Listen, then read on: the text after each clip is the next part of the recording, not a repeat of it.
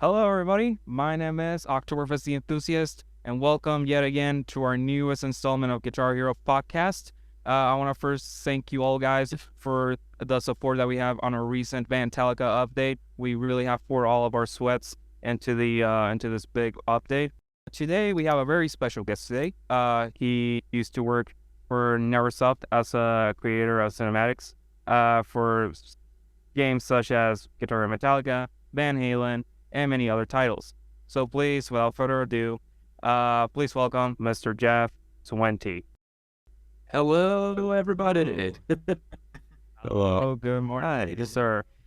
I wanted to first ask, before you went to work at Neversoft, tell me about your past, what led you to get into the video game industry, and what you are, at least what you were in Neversoft, or at least what was your origin in this? Sure. So I grew up in Green Bay, Wisconsin, and I went to film school in Wisconsin, and then at the ripe old age of 23 or 22, said I should move to Los Angeles. So I moved to Los Angeles, and I ended up working at this really terrible, horribly run animation studio called Netter Digital. And there I learned how to do mocap stuff. And this was, I think, 1997, 1998, something like that. And I ended up leaving that job, and I went to another mocap studio called Performance Capture Studios, which turned into Motion Analysis Studios. Long story short, I did motion capture service work for games and movies for like 5 or 6, 7 years. I was the head of production at the studio. And so just worked on a whole bunch of different things, a bunch of different games. I didn't even remember the launch title for the Xbox 360, Bruce Lee, Quest of the Dragon. I used to have the original Xbox console, but I only had like 2 other games. I didn't really get to explore it. I pretty much grew up with the Wii and the Xbox 360, but you know. Right on. Well, I did, so I probably contributed mocap work to like, I don't know, 40 or 50 games. And then I got hired by Neversoft in 2005 to set up their motion capture studio for their game Gun, their big Western game. And because I was one of the only people at Neversoft that had a film degree, they were like, oh, and you should just direct all the cinematics as well. And I'm like, okay. So I ended up directing all the mocap and cinematics for Gun, which turned into directing the mocap for Tony Hawk, which, we were going to make a Gun sequel, but then that didn't happen, so we did Tony Hawk. And then Guitar Hero came out. Yeah. The first one on the PS2. And it was so fucking awesome. And me and an animator at Neversoft, because we had this big mocap stage in the back, it was just like a big warehouse. We were like, we should have Guitar Hero parties. So we set up Guitar Hero parties every week, every few weeks, and everyone would come. Like, I remember Neversoft was known for being pretty enthusiastic when it came to partying. And so everyone at Neversoft, we'd have all the QA people and a bunch of people show up, and we'd have Guitar Hero parties. So we'd play Guitar Hero 1. And I remember I would come in the next morning, and there'd still be people asleep on the concrete floor of the backstage. But then Guitar Hero 2 came out, and that was really exciting. And during this time, Activision purchased Red Octane. Yeah. And they're like, hey, we're going to make Guitar Hero 3. Who should make it? And they had heard about the Neversoft Guitar Hero parties because they were pretty big.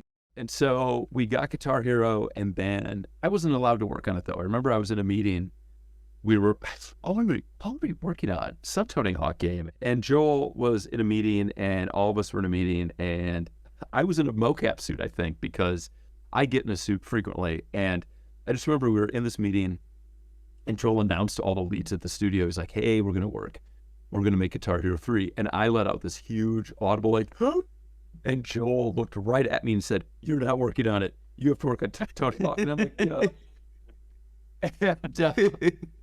But Guitar Hero 3 was developed by a really small team at Neversoft. Like, it was a very hush-hush thing. But then after that, when we started doing Aerosmith, I started then directing all the mocap for Guitar Hero after Guitar Hero 3. I didn't really work much on Guitar Hero 3, to be honest with you. It was such a small team. But then, yeah, I was head of cinematics for that, but mocap direction. And then we started working on, we did, geez, how many Guitar Hero games did we do? So many. Yeah. But I helped develop the whole performance system, camera system. So the department I was in charge of was a bunch of animators, and we were all developing or making all the performances for the songs, developing all that tech. And then we got into doing Guitar Hero, or not Guitar Hero, Call of Duty. And then I worked on, 8 Call of Duty games. Oh my gosh, it's been a lot of work, you guys.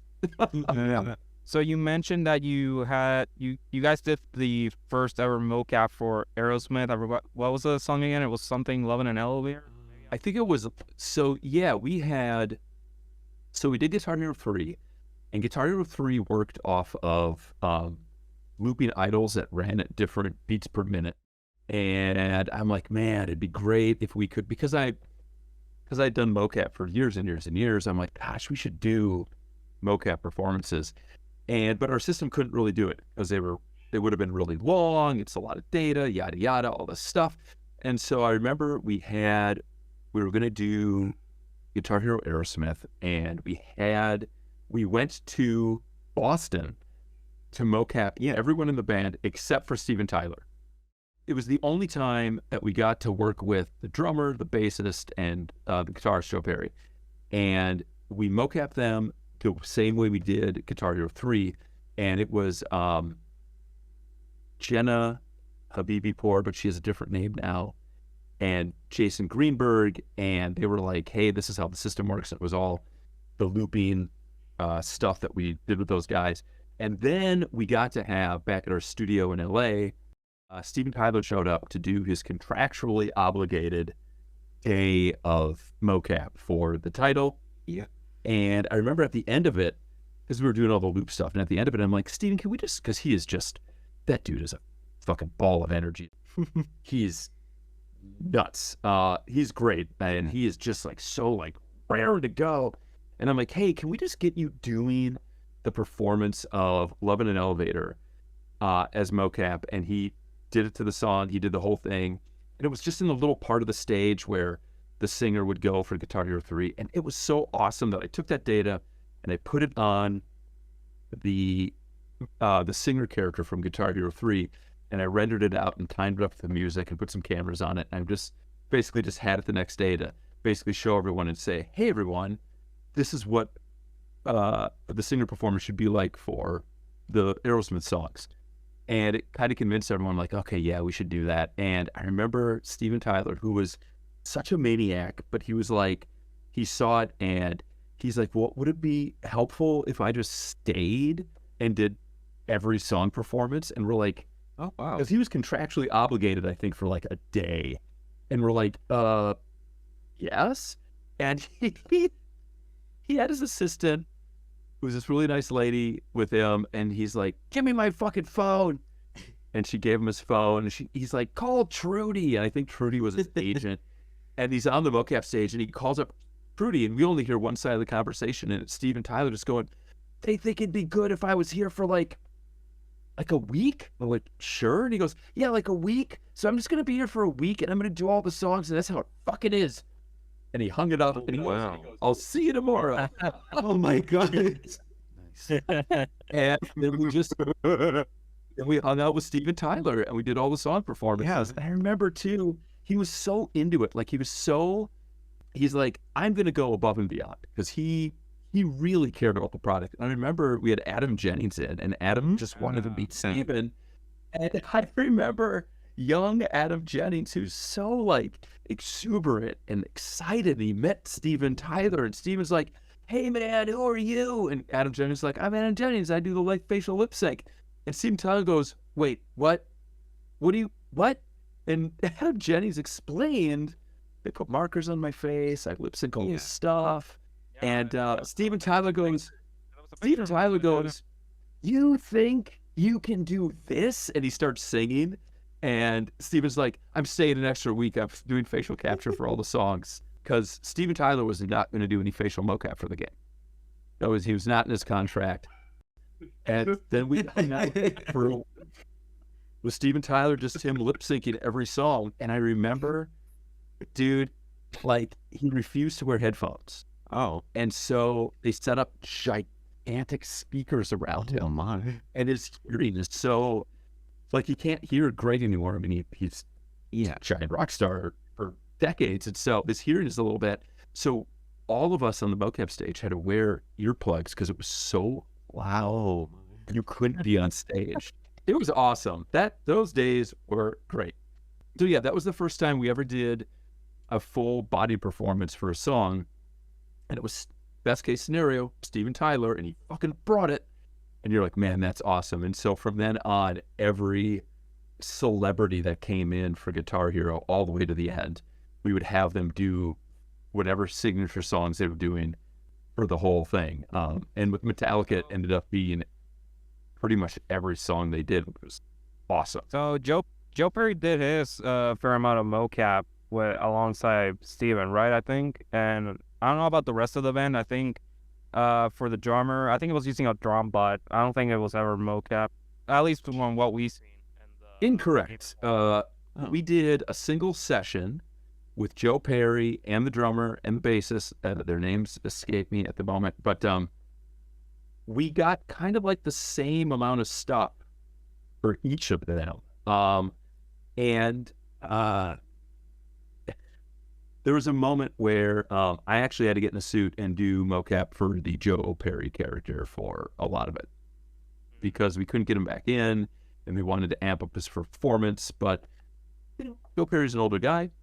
He's not quite as spry as Steven Tyler, who is, again, just an insane person, but like just unbelievable because you'd see Steven Tyler and he's like this really small and he's kind of like a dried up twig and he's really persnickety and crotchety, and then you fucking turn on music and he just lights up an entire room. So for Joe Perry, I actually got in a suit and performed stuff in the game to amp him up a little bit, actually. So that was fun.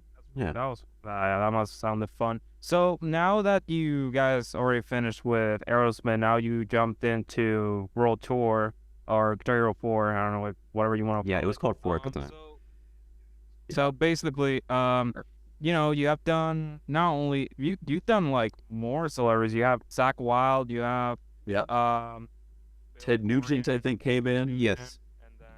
Haley Williams, that's right. Yeah, she was awesome. Yeah. And you have Travis Barker doing the same. It's Sting, Ozzy Osbourne.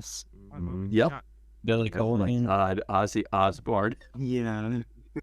Remember when Ozzy Osbourne came in and it was like he was performing, but it was a little flat because, he just doing mocap is weird. I mean, this is the thing about mocapping people, celebrities in Guitar Hero. We never encountered a celebrity who had ever done mocap before. And so you're sitting here and you're like, hey guys, we're going to put you in this weird suit. You're going to be in this dimly lit, kind of warehousey, grungy, shitty space. But we're going to take your performance and it could be put into a dive club setting or a small setting, or in the case of Metallica, like it's the Moscow biggest stage in the fucking history of the world setting. So it's like, so we need to bring it so that you perform like to the back row. And it was a really weird thing because you're in a weird suit. There's no good lighting. It doesn't sound like anything. And you're just surrounded by mocap techs just standing there. And so I remember with Ozzy Osbourne, I asked him while we were shooting, we stopped one of the takes. I go, Ozzy, would it help if you had people in here like to perform too?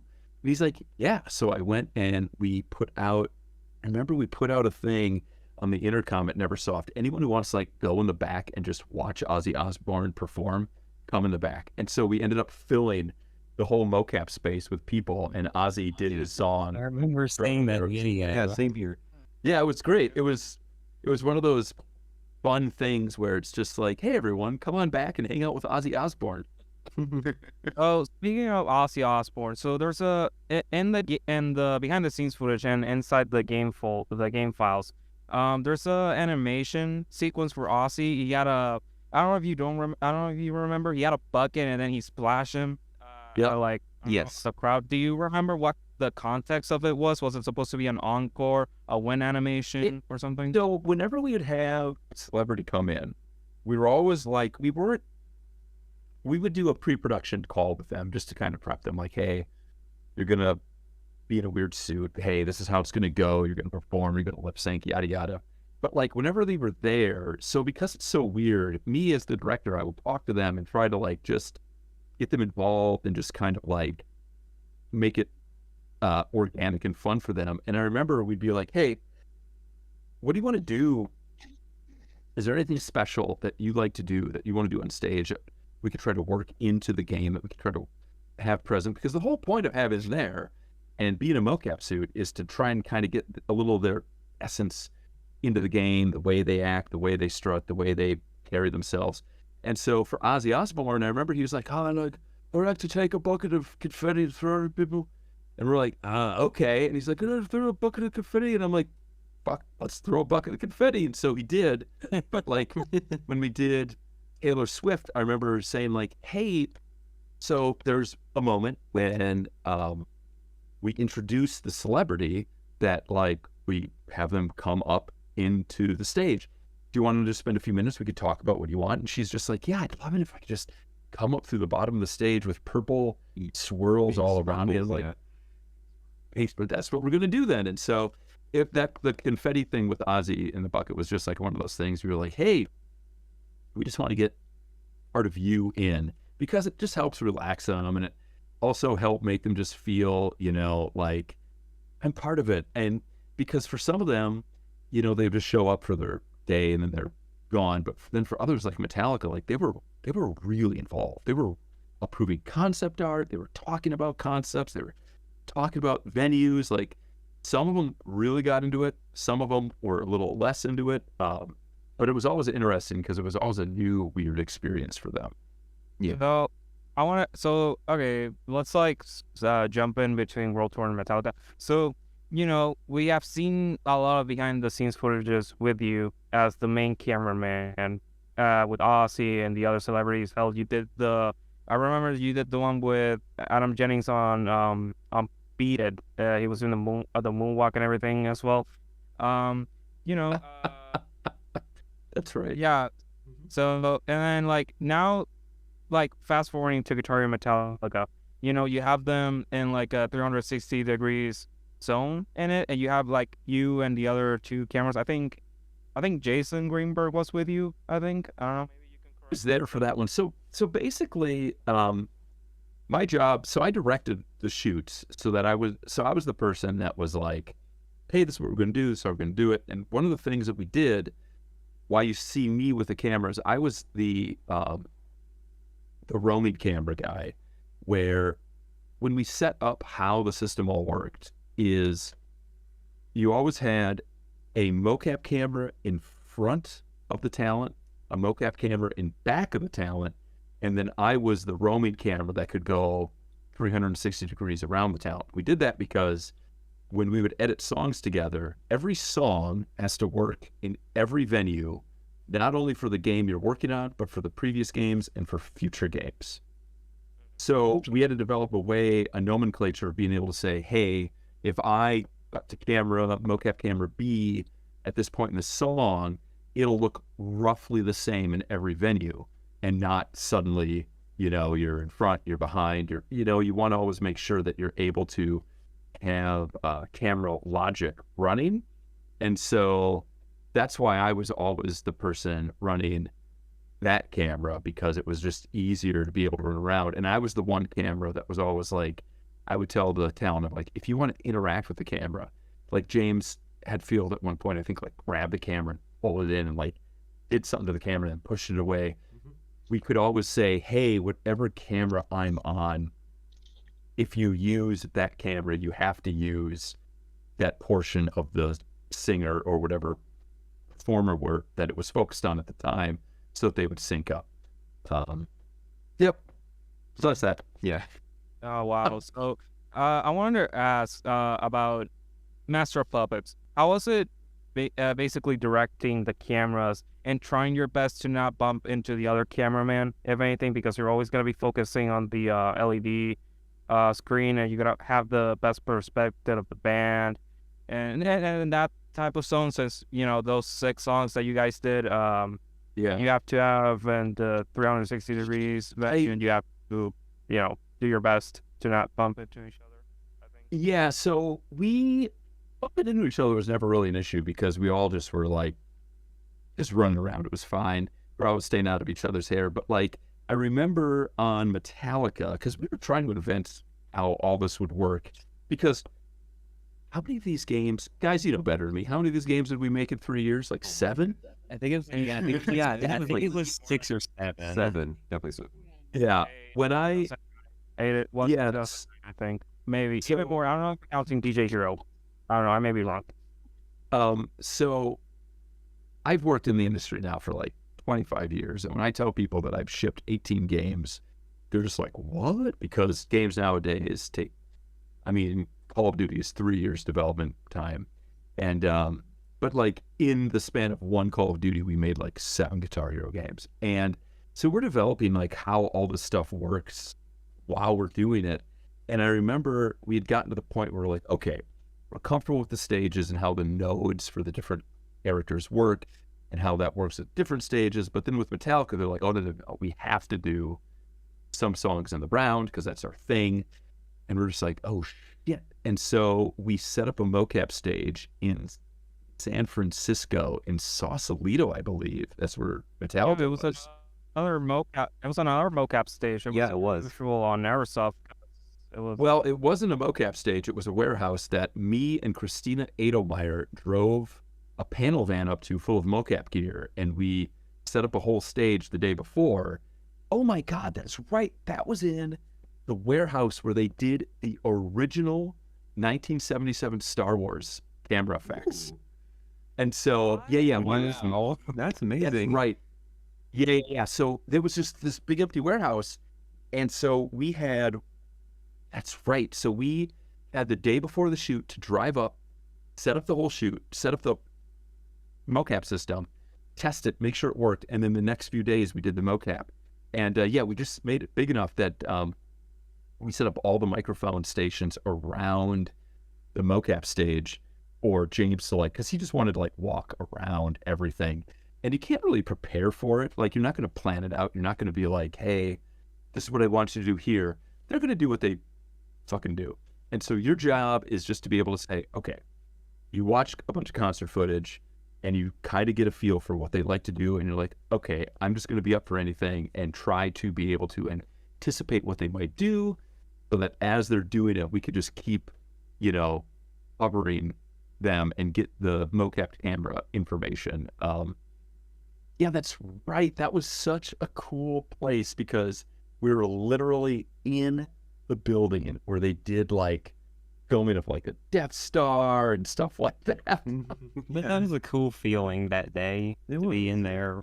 Oh, it was great. It was, it was one of those things where the nicest, that was the first day that I met anyone in the band. And as the mocap director, you might think that it's oh, you're involved in all this prep and you're talking with the band. You'd be surprised at how quickly all this stuff comes together. And so it was 10 in the morning, the band showed up for the first time, and there's 30 people there. And I remember meeting Lars, and I was nervous because we had all the members of the animation staff that had gone up the night before in my hotel room. We all watched some kind of monster together, just to kind of prepare for the next day.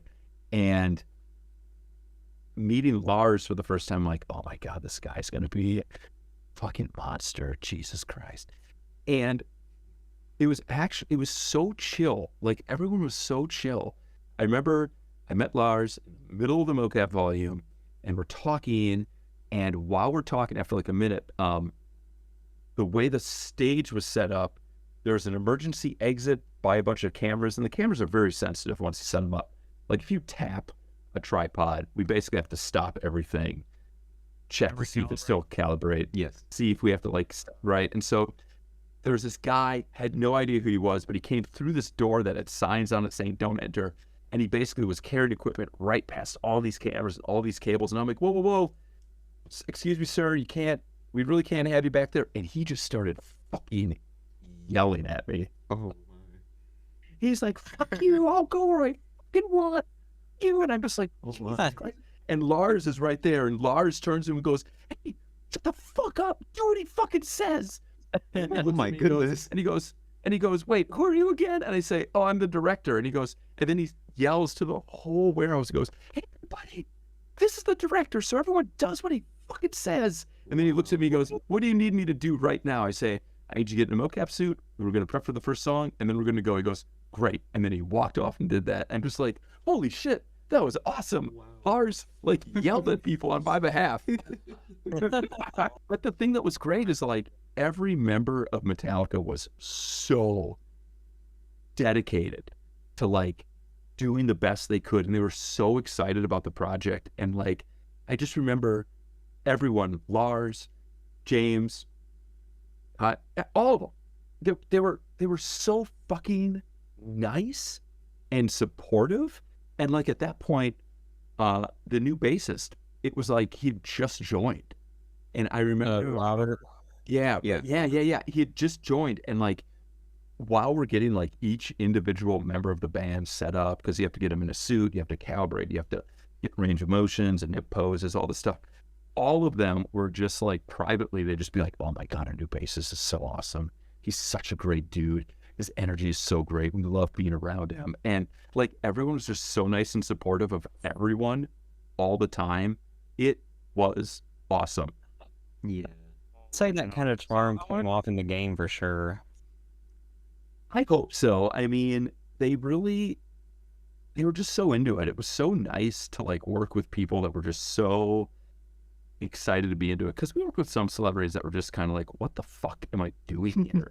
And you're trying to explain it to them. They're like, okay. But, like, those guys were really into it. And they could see that all of us, like, design-wise, like Alan Flores, Eric Bibipour, like, all these guys were just, they're so into it. Like, Alan Flores, I don't know if you talked to him, but he is, Yeah, we did. To him, actually.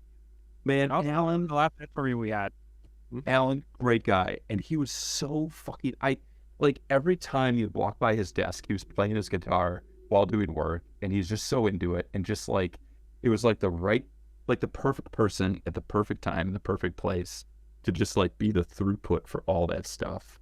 And I think the band could really pick up on his dedication. It was awesome. So I want to ask about some of the things I think, at least that I read on the internet. So apparently there was some plans, or at least you guys, maybe you and Metallica, discussed about, I don't know, making Cliff Burton like a playable character, but then I think out of respect they just decided to keep Rob, I think. I don't know about. I don't know anything about that. I don't even know who would know about that. Chris Parisi would probably know about that. Yeah, I no idea. That seems to me. No, all right. So, anyways, speaking of Guitar Hero Metallica, you know, you have your guest appearances. You have King Diamond, and you have Lemmy Kilmister. So I want to first talk about King Diamond. So we all know, recently, we had like behind the scenes footage of the first take of Evil. It was not actually King Diamond. It was actually Cameron Scott Davis who did the super talented concept artist. Like, just that kid. Oh my! I say kid because I'm old. He's old now too. But he's man. Cameron was such a shit hot concept artist. Like, Yeah. my God. And once he left the video game industry and he started doing art, man, that kid's awesome. And he was such a huge fan of King Diamond that we we weren't going to get the performer in. So we're like, okay, we had so many note trackers at that point. Like, Neversoft, when I joined Neversoft, I think I was like employee number 40. And then we, like, scaled up as we were finishing Gun. And then as we moved on to doing multiple projects, you know, we kept scaling up. And so the building got just so fucking full of people so quick. But a lot of the people we hired were like note trackers and other people that were like like Kyle Johnson and Chris Vance and all these people that are like so into it that we're like, well, and we like use some talent that we have in the building to get these performances because, you know, if we can do that and we get people involved, like that's awesome. And so I remember we held auditions on the Mocap stage and Cameron came in and he did his audition and we were just like, dude, awesome. Can we mocap you tomorrow doing this? And he's like, so we just got him in a suit. We did the whole thing. Turned out great. I mean, for other performers though, like Jimi Hendrix, Johnny Cash, like we had specific people come in to do body impersonations of those guys because, you know, we're like, hey, we want to make sure that we really get it right. And it was like, you know, pretty exciting deal. But then for other performers, like if it's like a one-off thing, one song, you know, we'll be like, okay, maybe we can find somebody that can do the job well enough that we go, we can make this work. Because Neversoft's pretty scrappy. So we were just like flying by the seat of our pants, just like going, because you're going just as fast as you can. It's just every week. It's just go, go, go, because you're also doing song packs for the previous game. Like it really was just the pace. Like we made Metallica in like 6 or 8 months, which is kind of absurd. That's pretty fast. That's pretty fast. Yeah, I mean, we kind of got to the point where we kind of understood how to make the games and we just kept building upon it. Like we didn't reinvent the wheel.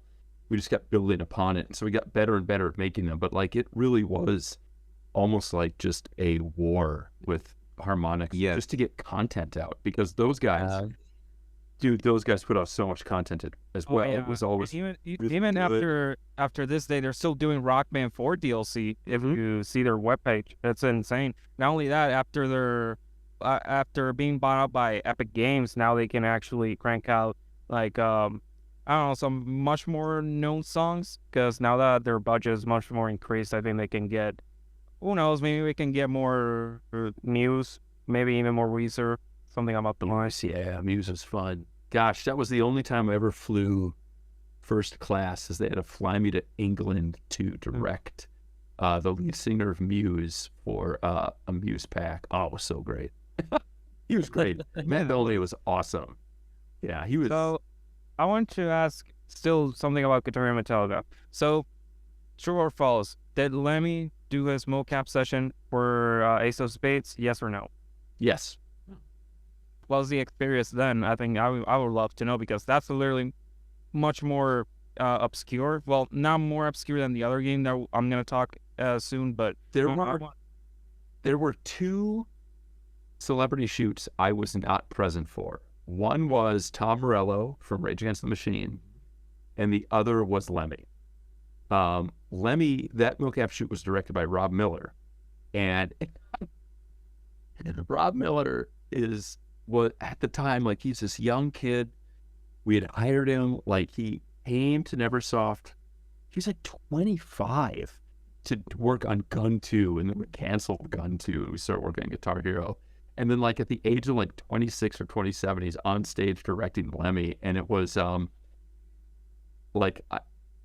tells a story. It sounds a little harrowing, but, like, I think Rob annoyed the fuck out of Lemmy, because Rob tells this story about how Lemmy at one point threatened, like, I'm gonna fucking kill you if you fucking talk to me. Oh gosh. Oh my goodness. Like I said, doing mocap is weird. I mean, yeah.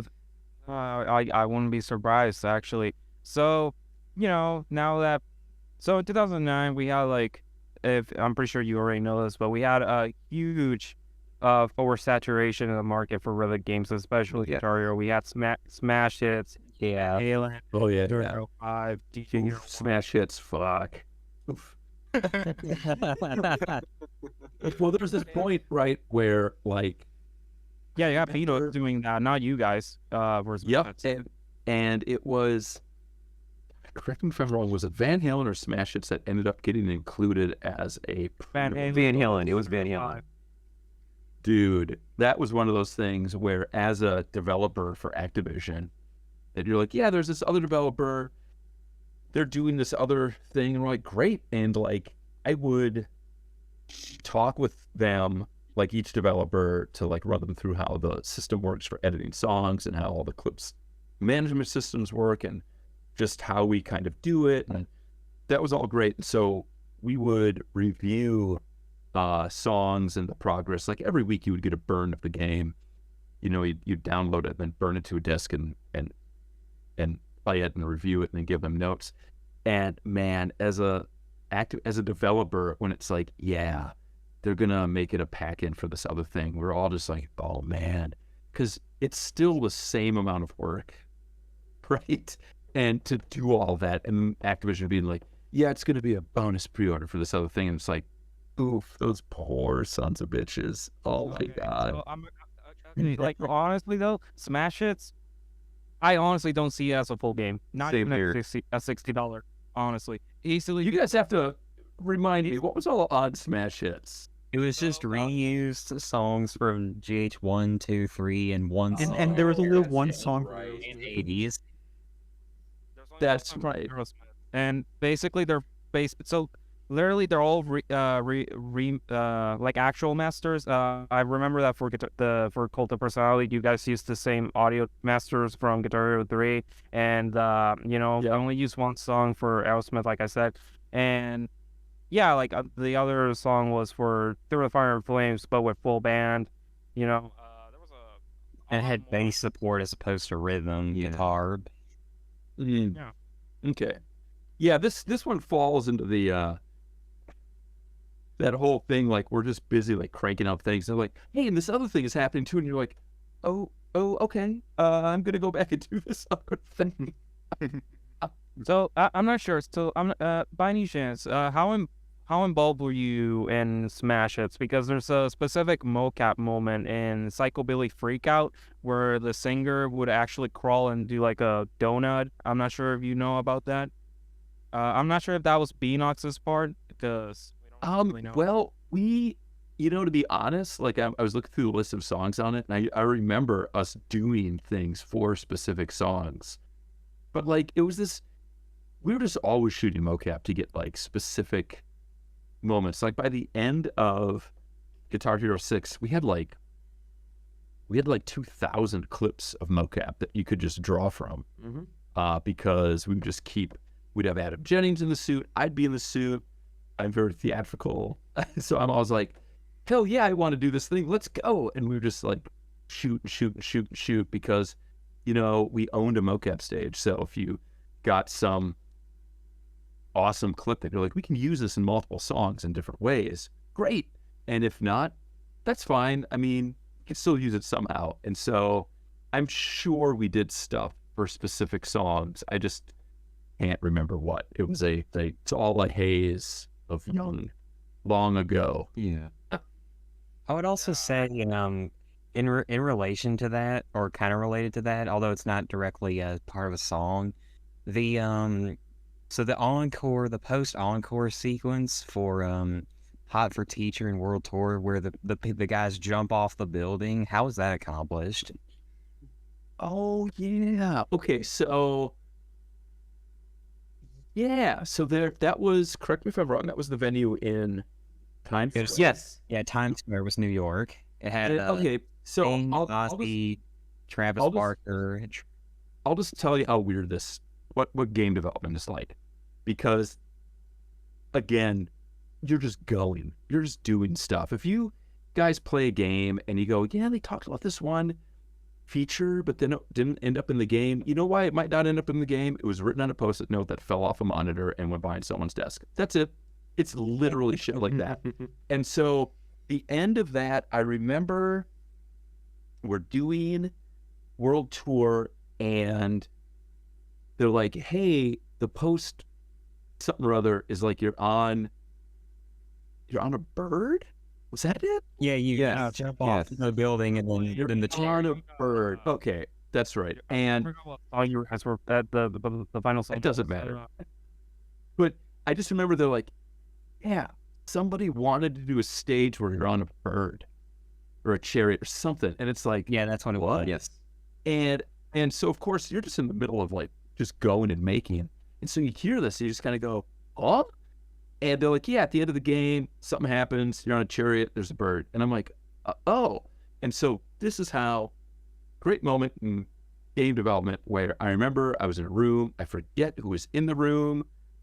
I don't even know if anyone's in the room. And I just said to myself, I go, oh, well, shit, if we're in Times Square, they should do the thing. And then all the band members should do like a stage dive off of Times Square stage.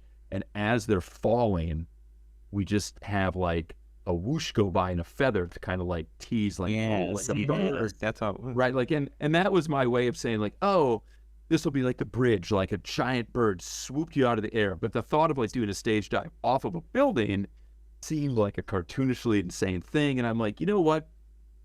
That sounds like fun.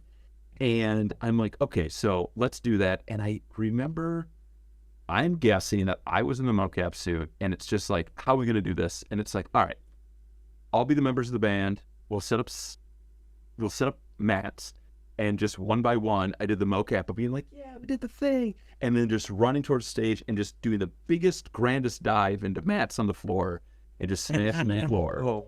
And then do another take of, I was probably like just on apple boxes, like trying to like be on my belly, being like, that's it. And then I believe Cody, the animator, did the work on that after we got the data, and I gave him the data, and it's like, hey, this is how it's supposed to go. They do this is the camera and the feather, and that's kind of how this stuff happens. And before you know it, it was probably like a week later, and that just existed in the game, and people were like, oh, I guess that's what it is now. I think it went out really well. Like it just flowed really, going from Hot for Teacher straight into Pull Me Under. It went really well. That's cool. I mean, honestly, when you're doing this stuff like the song order and all that stuff, no one knows what it's going to be. Like they all plan, but like these things get tweaked right up to the end. I remember we do like Call of Duty missions where you're doing the mocap of the guys through the level, and it's like, who are these guys going to be? And they're like, we have no idea. And so like right at the end, like, oh, it's these characters. They're like, well, I hope what we did is appropriate for those characters. Yeah. So speaking of Hot for Teacher, so literally the next game after Smash Hits, Guitar Hero Van Halen. It's honestly one of the most obscure games on the series because nobody at the time knew if Van Halen actually did their own mocap, because there was literally no behind the scenes footage from the game itself. There was nothing. No, never. And literally the only proof that ever existed was years after, where Adam Jennings was taking a picture with David Lee Roth on his mocap suit, and then when we had when we did the interview with him on our first GH podcast, he gave us another picture of him with Eddie Van Halen, and then a few weeks later, we found out a lost 10-year-old video of Justin Parrish demo reel, which had like never before seen footage of a Panama with the actual band members. You guys find this? Yeah, and then there was also there was also Justin Parrish. Yeah, I know. Yeah, there was another photo the other day where it was a close-up shot of Eddie Van Halen in the mocap suit. All of the performances in Van Halen were mocapped by Van Halen. Eddie Van Halen, David Lee Roth, the drummer, and Wolfgang, Eddie Van Halen's son, as the bassist. Yeah. It was all them doing the mocap. It was weird. It was weird because they showed up with fucking semi trucks. Yeah, stuff, dude. they brought their road. Like, dude, they brought so much shit that we're just like, oh my god. And that's when we found out, because we asked them, we're like, so the green M&Ms thing, that's a real thing? They're like, yeah, that was a real thing. Because they would bring so much stuff to each show, like for electrical stuff, that they're like, for safety, they put in the green M&Ms thing to see if the venue actually read through the rider. And if there are only green M&Ms in the dressing room, they're like, okay, cool, they read through the rider, which meant they went through all the safety stuff that we needed. Cool. Yeah, that was a weird fucking shoot, man. I will say this. Yeah, you had another camera person. I think it was, Brian Cox and Steven Weston? And then Sean Watson. So Sean Watson was a Mocap intern, and so was Justin Parrish. Like, they worked in the Mocap department. So I started the Mocap department in Neversoft, hired Christina Adelmeyer, who worked with me for years at Motion Analysis Studios and PCS. And actually, when we then joined with IW, I mean, Christine, we call her Billy.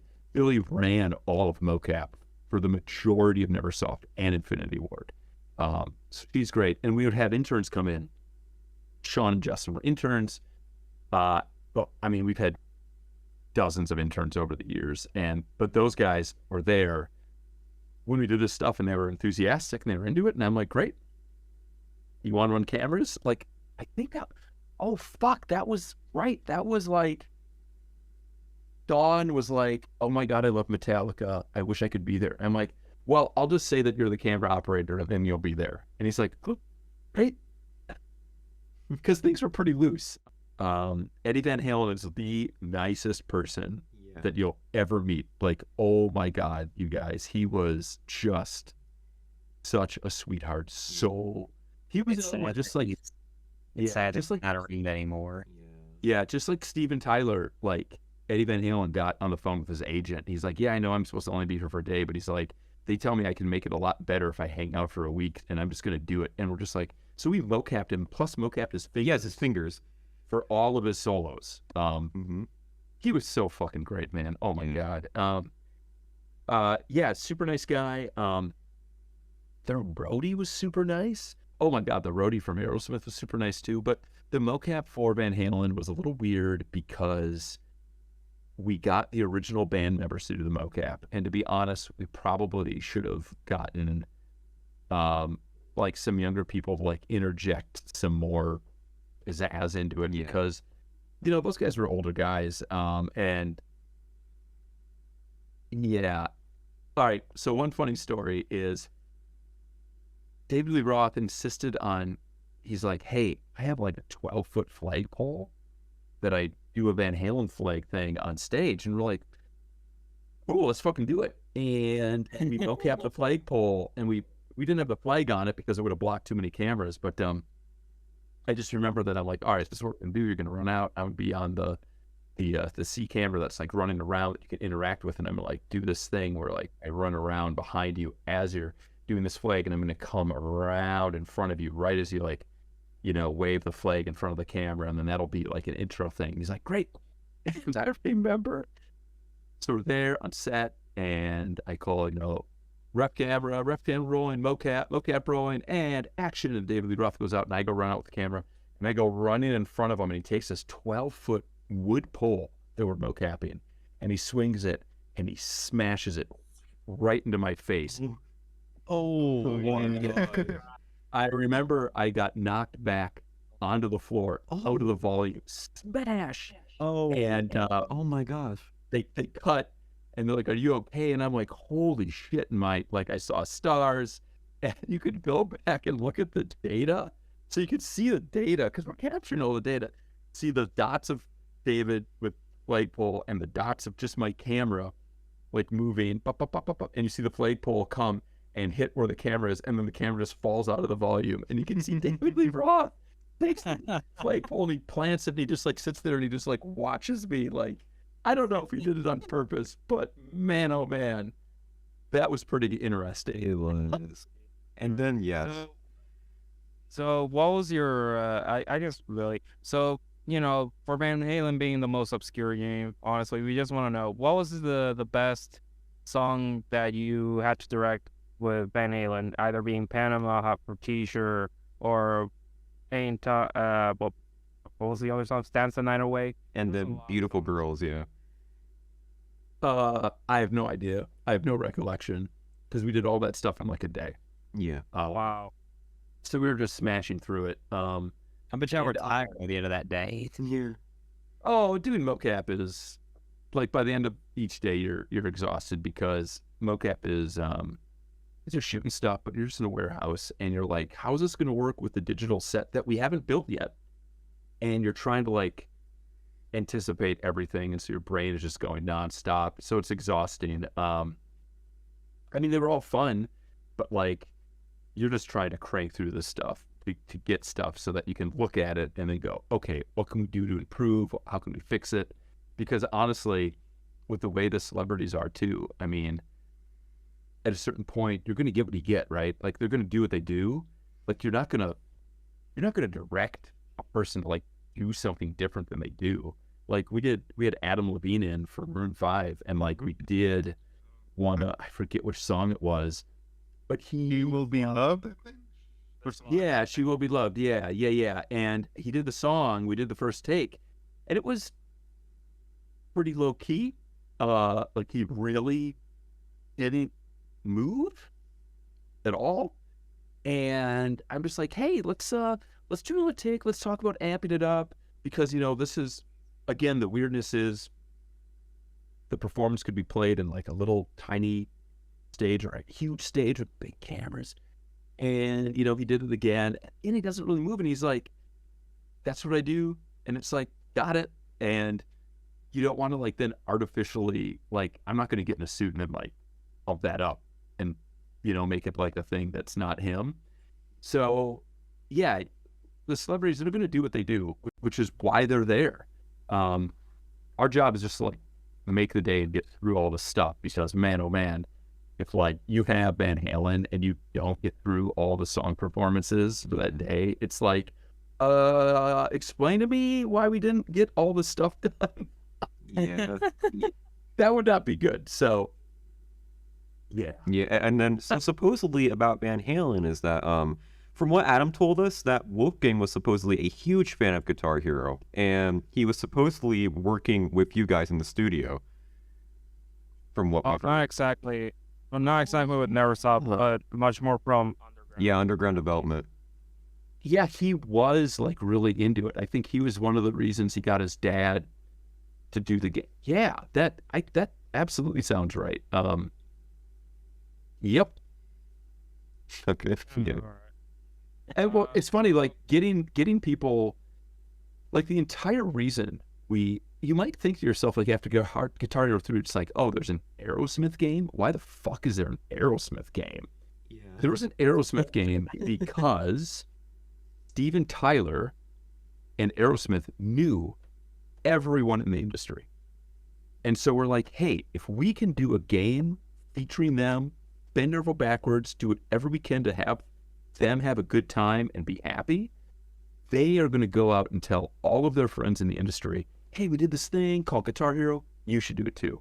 So that was a very specific, deliberate mindset for being like, we're going to do an Aerosmith game. They're going to go out and tell everyone they know be in the Guitar Hero game and not the Rock Band game. What's ironic is that for Guitar Hero Aerosmith, that was actually that game alone outbest their title album, Discography, which is kind of ironic in a way. Yeah, because we paid them so much fucking money, so they would then say nice things about it, which is great. I mean, they were good for them. They were super into it, and it worked, right? We got a whole bunch of people in. We got to keep making games and getting more people in, which was great, because they really did know everybody. And so, again, one of those things, like Wolfgang's really into Guitar Hero. He convinces his dad to like get in a suit and do stuff. Great. Mm-hmm. Yeah. So yeah, that's pretty interesting, to be honestly. So, as we mentioned before, Guitar Hero Van Halen was actually a pre-order bonus for Guitar Hero 5. So I wanted to ask, so what was your experience working with Matt Bellamy, Shirley Manson, and I think it was another person as well? Oh yeah, we have we have Terry Lee Goffey, the impersonator for Johnny Cash. Yeah. Yeah. Oh yeah, and Kurt Cobain, the tribute. Kurt Cobain was actually, the mocap was Dallas Holloway, a note tracker at the studio. Oh, and Carlos Santana with Kyle Johnson. Was Kyle Johnson. Yeah, that's right. Shirley Manson was great. Matt Bellamy was great. My remembrances of Guitar Hero 5 were really positive. I really enjoyed it. Just because of the different songs and working with those people was great. Was that the one? Oh, that's right. That's right. No, Jimi Hendrix was with World Tour. No, but I remember that was the one with Adam Jennings with Play That Funky Music and Andy Gentile doing Spirit of Radio as well. Oh, yeah. Wait, which was... It's so funny because these all like blend together. Which was the one with the gigantic Rush thing? That's Warriors of Rock. Warriors of Rock. Yeah, That's right. the middle of the career mode, or where as it was Oh coming. my That was God. amazing. That was pretty awesome. I remember us doing that. And oh my God, fucking Andy Gentile, who was a kid who got hired at Neversoft because he was one of the best Tony Hawk players in the country. Like, he could get the highest score of anyone in the country at Tony Hawk. So Neversoft was like, we should hire you. They hired him while he was in high school. And he became this musician. And dude, he was so fucking good at drums that we mocapped him for the drums for Rush to cover all the Neil Peart stuff. And he just Wow. Yeah, and nailed it, dude. Like, we mocapped him and the sticks, and he just had in-ear audio going, and he just went through the whole thing, and we just like grabbed all that data. That kind of was going to actually lead me into another kind of random question while on the subject of Warriors of Rock. All of the transformations for all 8 of the characters in the pre-fight stage, were all those mocapped, or were they just animated after the fact? No, they were all mocap. I think, did I mocap them? I might have mocapped them, because it was one of those things where they're like, hey, we have these characters, and then they're going to transform. And we're like, oh, okay. And they're like, yeah, so just like do something. And I'm like, oh.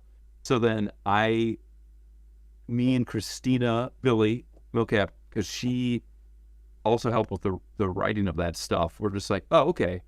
Oh, that's right, because we wrote up the transformations that were also then narrated by Gene Simmons. Oh yeah. Yeah. Never again. Oh my God, directing Gene Simmons in VO was an experience. Yeah.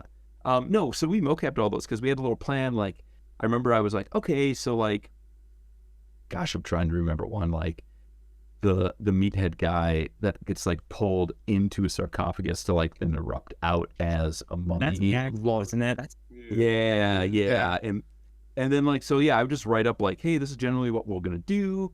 And then I'd get on stage with like an animator. I'd be in a mocap suit. We'd do it and say, hey, this is what we're mocapping to get the stuff.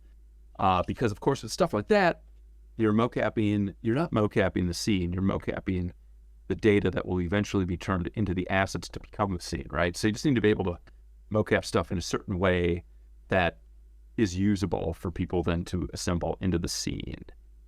Yeah, I forgot about that. Gene Simmons. Oh, funny.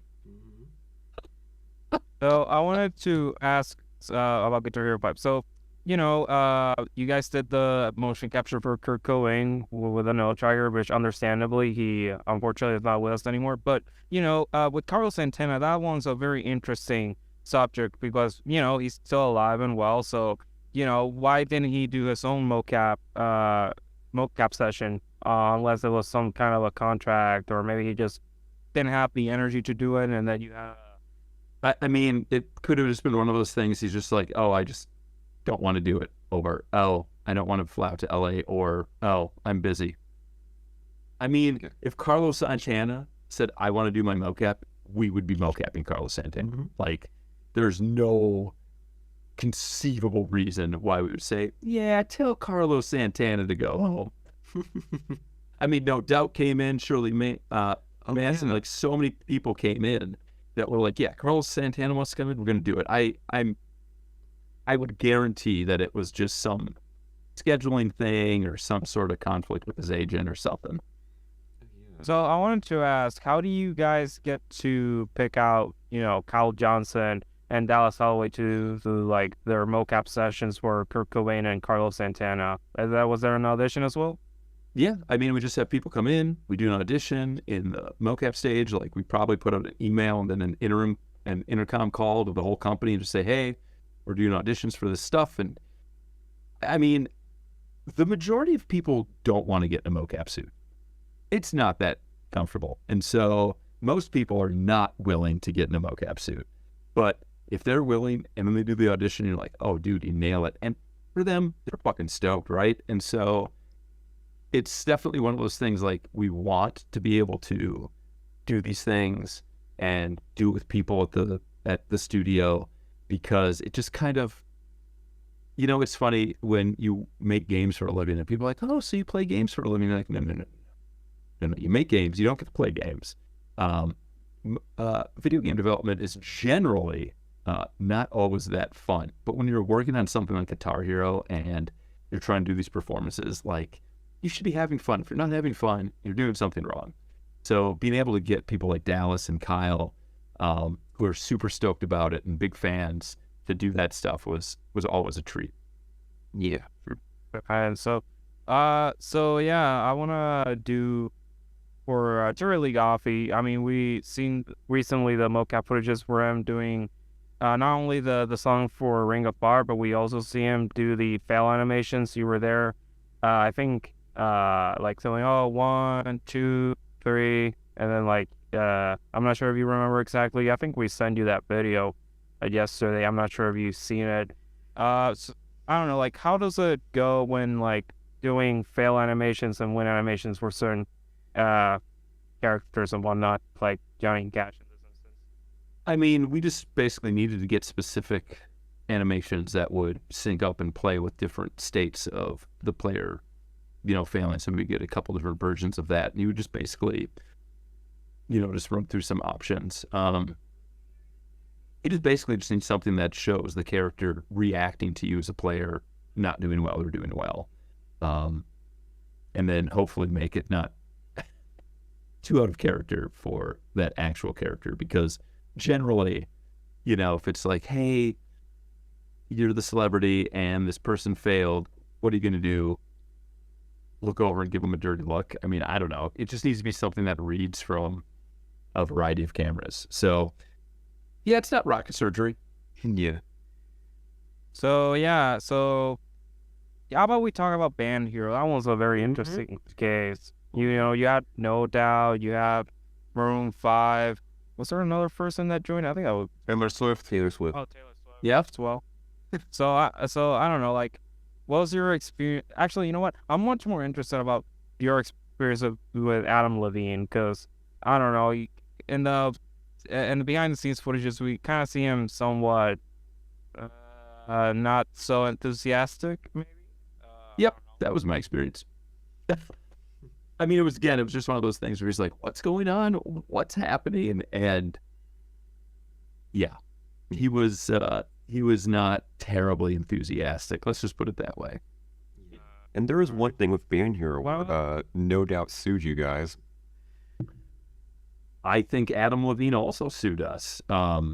Yeah, they had not apparently read the full contract that they signed that talked about how their song and likeness would be used in the game, and then they were quite upset. And it's like, well, it was in the contract. You didn't sign that. You did sign, and I don't know what to tell you. Yeah, that was interesting. No doubt they were cool, but like they had just gotten off of like they literally, like, these people's schedules are just nuts, right? And so like No Doubt showed up at our studio, just this little office in Woodland Hills, and they're like, they had literally just gotten off a plane from like a 14-hour flight, and so they're just like exhausted, and you're just like, well, let's do whatever we can to make you comfortable and get through the stuff. But it's just like, man, I feel for those guys, because their schedules just, all these people, their schedules just nuts. So like just working them in, crazy. So what about Taylor Swift? I think that was you know, yeah, we're doing some, I think it was like 2 songs. Yeah, she did 2 or 3 songs. She was great. She was and again, the night before she had been at the Grammys and she won a bunch of Grammys, and then the next morning she was at Neversoft doing Mocap. And so that was weird. She was super great, super nice, really into the work, really just wanted to do a good job. And again, this whole like weirdness of get in this weird suit, do this stuff. But she was like, nope, I get it. I understand what I'm doing. And no, she was awesome to work with. She was really fun. So yeah, that's some very interesting stories. So at this point, now we have Guitar Hero Warriors of Rock, which at the time, I'm not sure if you knew it was going to be the last Guitar Hero game. So I don't know, what was your much more experience with, because this one's set list is much more impactful. Really, I think that was one of the Guitar Hero titles that had more heavy metal, hard rock songs, and actually Definitely one of the hardest ones in terms of Yeah. chart difficulty. Yeah, well, I think at that point we really, I think we started kind of sensing that was going to be like the last one, right? Or winding down. And so that was the one where we were just kind of like, okay, we could just go nuts. And it was like the story of it and everything was just weird, right? The whole Warriors, like had a harder edge to everything. Is that the one that had the Nine Inch Nails song in it? Yes. Yeah, I think there was Yes. a 9-inch. Yes. Yeah. There was a Wish. Yeah, that's right. And because I remember, like, that was the game where when we would do performances for the background, like the rule, you know, I would tell people is like, if we do anything that is distracting from the no track highway, then that's bad. We can't do that. We have to make it something that people want to like watch and see who are spectating, but not something that the people playing would ever get distracted by. And I remember for like the Nine Inch Nails one, I remember like, it's like, yeah, this is like going to be the last one, or probably just go fucking nuts. And so we just did tons of video cuts and tons of edit stuff. And it's just like, yeah, it'll be fine. This is a crazy song. Yeah, no, Guitar Hero Warriors of Rock was fun just because, you know, the songs that were in it were, you know, some pretty cool, different songs that we didn't necessarily would have done before. Like, I mean, you had 93 of them in that game. wow, that's a lot. So yeah, so after that, now we had like some couple DLC releases, and then pretty much actually. So the next Guitar Hero game, it was supposed to be not by you guys, it was by Vicarious Visions. I think that was the case. So I don't know, were you gonna have like somewhat of an involvement with camera work as well, or do you never got called up by Activision and like, I don't know, contribute anything to Vicarious, if anything? After Guitar Hero 6, I'm sure that we probably talked with other studios to just say, hey, this is the system that you're inheriting that you can use. This is how it works. But like in terms of like me giving specific feedback or reviewing songs, I don't think that happened, because we then moved on to, we started working on an unannounced future Call of Duty title. So that's what I was working on. So yeah, after Guitar Hero 6, I don't think I had a lot of involvement. I was shooting people in the face on the moon. Oh yeah, so speaking of which, so after that, I'm thinking you started working on what, Infinity Ward? I think it was the next company you worked. Well, at least with Call of Duty games. Well, Neversoft started working on its own Call of Duty title called Call of Duty NX, which was going to be a future thing that took place on the moon and in low Earth orbit, and it had a whole story. And I was the person who was like writing up those missions and like planning out a bunch of the mission stuff. And then we made some green light levels for Activision to see. But then after, I don't even remember how long we worked on it, but at a certain point, it's like, hey, stop doing that, because Infinity Ward needs help on Call of Duty Ghosts. And that's when Neversoft did 6 levels with Call of Duty Ghosts with Infinity Ward. And that was us kind of like really learning how to do Call of Duty from Infinity Ward. And then, of course, we merged with Infinity Ward, and then that was the end of Neversoft. Since you mentioned like moon stuff, were you guys responsible for that moon level in Call of Duty Ghosts? Like, were you shooting people on the? You're not on the moon. You're like in a space station, but you're in. Oh yeah, that was a Neversoft level. Yep. Oh damn, that's cool. Yeah, that was fun. Dude, we built the whole truss rig system on our mocap stage, and I remember there was a vehicle modeler named Dan Savage who worked there, who would get in a mocap suit a lot as well. And I remember just being in a mocap suit, hanging from this truss to try and mimic 0G as we're like trying to move through the space station. Oh, that's pretty cool. Yeah, it was fun. So anyway, you know, how's your what's your experience working with these Call of Duty titles? Do you have the same enthusiastic levels as you did with Guitar Hero, or was it hard at first to understand how you have to do certain animations for the game since you're dealing with a shooter, not a rhythm game? First off, I mean, Well, it's obviously super different, and the entire thrust of Call of Duty is being, like an environmental cinematic thing where the player is the camera.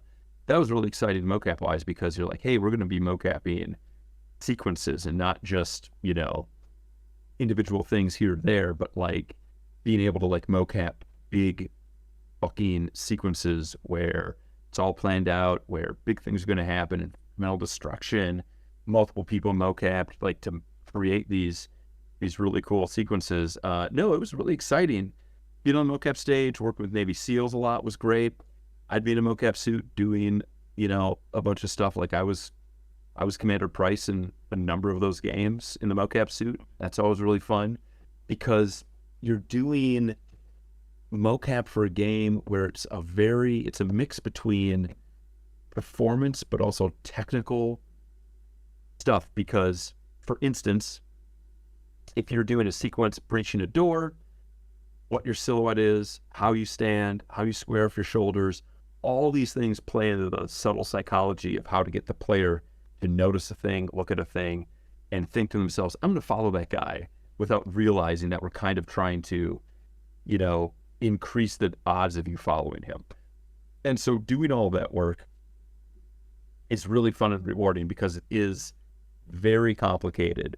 Like, you work with a bunch of people who are all very, very talented, and you guys come up with an idea, shoot it, do the stuff, and then see it in the game, and then go, man, that looks great. And then they put audio on it, and you're like, fuck, it even sounds better. So I really enjoyed working on Call of Duty. It's such a different thing, though, right? Because when we started, so the first level that I was in charge of was on Advanced Warfare. It was the prison break level. And I remember that was the first Call of Duty that took 3 years to make. Because normally, like Call of Duty through Modern Warfare 1, they were 1-year projects. And then Ghost was 2 years, and then Advanced Warfare was 3. And you're just like, man, the entire length of time I worked on Guitar Hero as a franchise is how long it takes to make a single Call of Duty game. Yeah, that's crazy to think of now. Yeah, it's the amount of work that goes into those things is just, it's nuts, you guys. It's crazy. I worked on Call of Duty Modern Warfare 2, the remake that came out recently, but I did not ship it. But I did ship Call of Duty Modern Warfare 2019, and that game, I was responsible for directing the in-game mocap and campaign. So not AI, that was a different thing. Not PCAP for cutscenes, pre-rendered cutscenes, that's a different thing. I was just doing mocap for everything that happens once the mission starts and until the mission ends. And we did, I think, we added it up, like 100 to 120 days of mocap just for the in-game stuff during campaigns. Which, when we did the entirety of Modern Warfare 1, the first time, back in 2008, we did 10 days of mocap for that entire game. And when we did Call of Duty Modern Warfare 2019, so there's that one level, the townhouse, they call it Clean House, which is a level that was 98% mocap. Like, there was virtually no AI. That was like my last big contribution to the franchise, to be like, hey, we should do this level this way. And we did more mocap on that single level than we did for the entirety of the first time we made Modern Warfare. That's how crazy it gets. So I wanted to talk about your mocap work throughout these years. I want to talk about from Guitar Hero specifically because Sure. I want to say this. I don't know how you do it, but you have one of the best cameras. At least how you direct it is so cool. I don't know how the hell you get to just swing around one of the like a heavy camera, and like in game it looks really cool actually. It stands out on World Tour, Metallica, and Five, and so on and so forth. So I don't know. So what goes into your mind when preparing like what the camera is supposed to see onto the character itself, if anything? So when we mocap cameras, I made us all sit down and watch like The Office. And the reason for that is the reason you mocap a camera is so that you can get the human-driven reactive feel of a camera where you don't know what's going to happen. Like The Office does this really well. They're great at a thing happens, a camera like turns to react, zoom in, refocus, zoom out, refocus. Like there are all these little subtle cues that are just there for like trying to make you understand, hey, there's a person behind that camera. Like there's just a person there. You as the viewer are that person, and you don't really know what's going to happen either. Trying to keep it like spontaneous, which is why having a camera that like the performers could interact with was a big deal, right? Because it's like, we're going to mocap cameras. We just had video cameras. We just put mocap markers on them and just mocap the cameras. It's right. We got to a point where we did have note tracks that you could do that would add camera readjusts of zoom and focus. So you could do, you could do a camera redirect, like take it and go, oh, react over here, react, and then you could pop one of those note tracks for, like a little 5% zoom and refocus, pop up, and just kind of give it a little of that feeling of the camera person is there with you, reacting at the same time. That was called camera field of view pulse. It was first introduced on Guitar Hero Metallica. That's right. On like the actual note on the like the actual note MIDI, and not on the camera mocap, since it would already be baked in. So like it was interesting. Yeah, no, and so we were just always trying to, like, as fast as we could, like, try to get that natural feel working with that stuff. And then in terms of like just what you do with that camera, I mean, you know what the venue cameras look like, you know what the standard cameras look like, because I scripted them all in, right? Like part of my job is every time there's a new venue, I would go in and literally script in the values for each camera so that a medium shot stage front. So you're the guy who pretty much did all the cameras in the venues, like in Metallica and Van Halen shits? I would set up the camera locations, and the reason I did that was so that every venue being set up by the same person meant that in the song editing software where you said, hey, go to the guitar medium close-up camera A, it would be generally the same, so that when that same, as every song was driven by a single script thing that had to work for every venue, including the venues that we haven't made yet for future games. And so I would set up all of the camera locations, so like where the camera is, how it's zoomed in, what amount of noise is on it and stuff. And like I would even set up, I think I did like some of like the trucking cameras, like, so when you go, I'm trying to remember, so like in Metallica when it's like, we're gonna go to this big thing that trucks across the audience, that was a camera that in Metallica for the big venue you had to like, truck this thing, and you'd go in and set up the camera to like kind of show the stage feature in the foreground and do this thing. But when that same camera track was applied in like the smallest venue, like a little tiny club with like 50 people in it, you still have some sort of similar camera.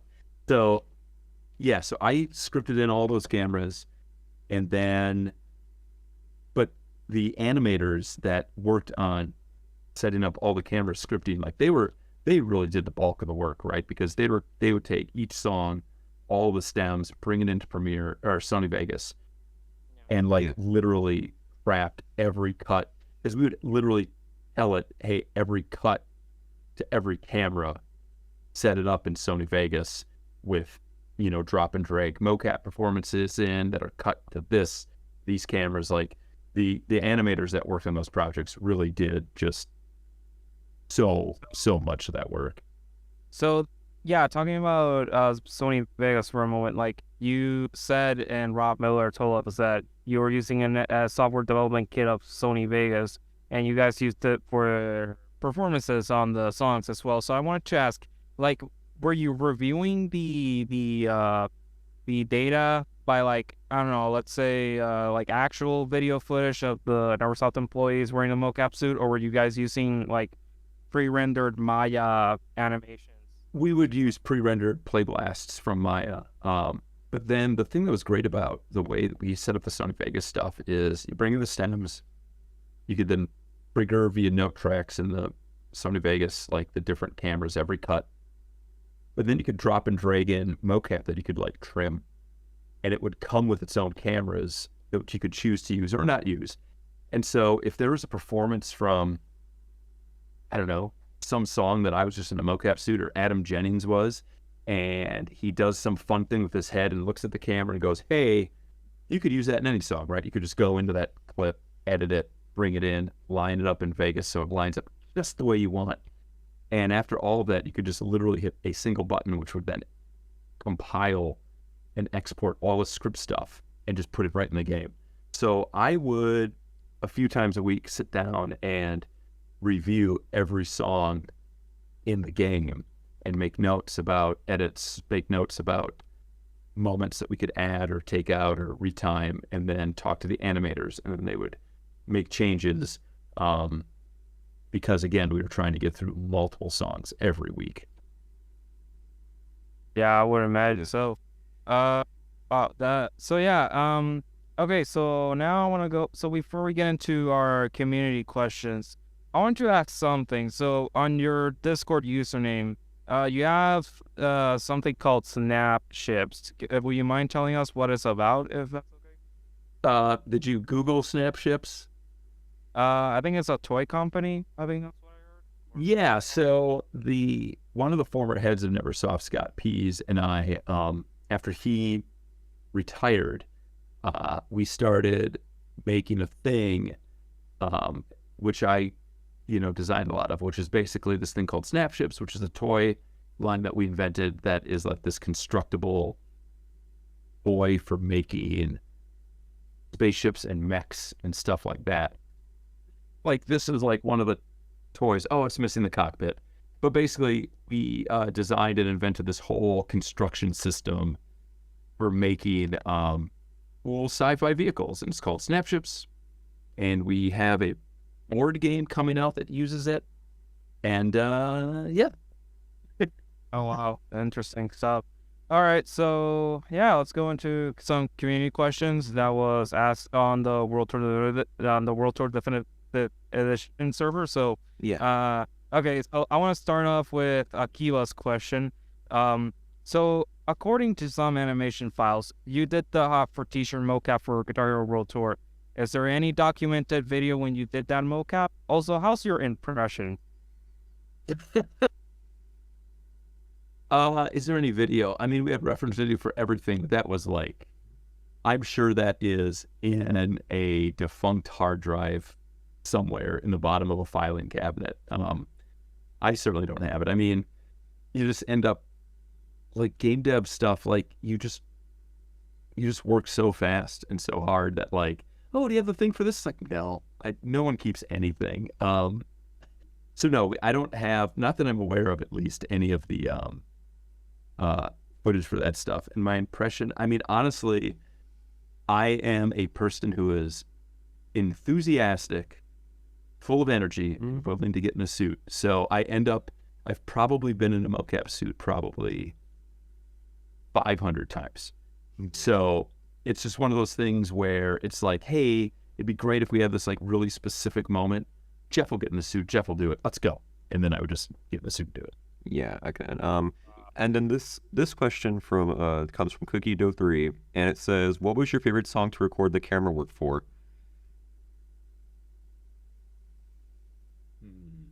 You know, we had a band come in,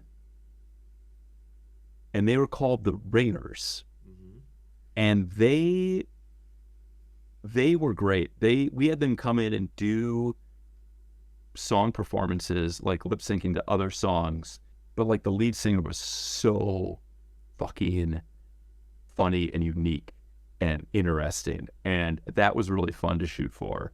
All the Metallica stuff was just really, really enjoyable to do, just because those guys were great and made it really fun to do.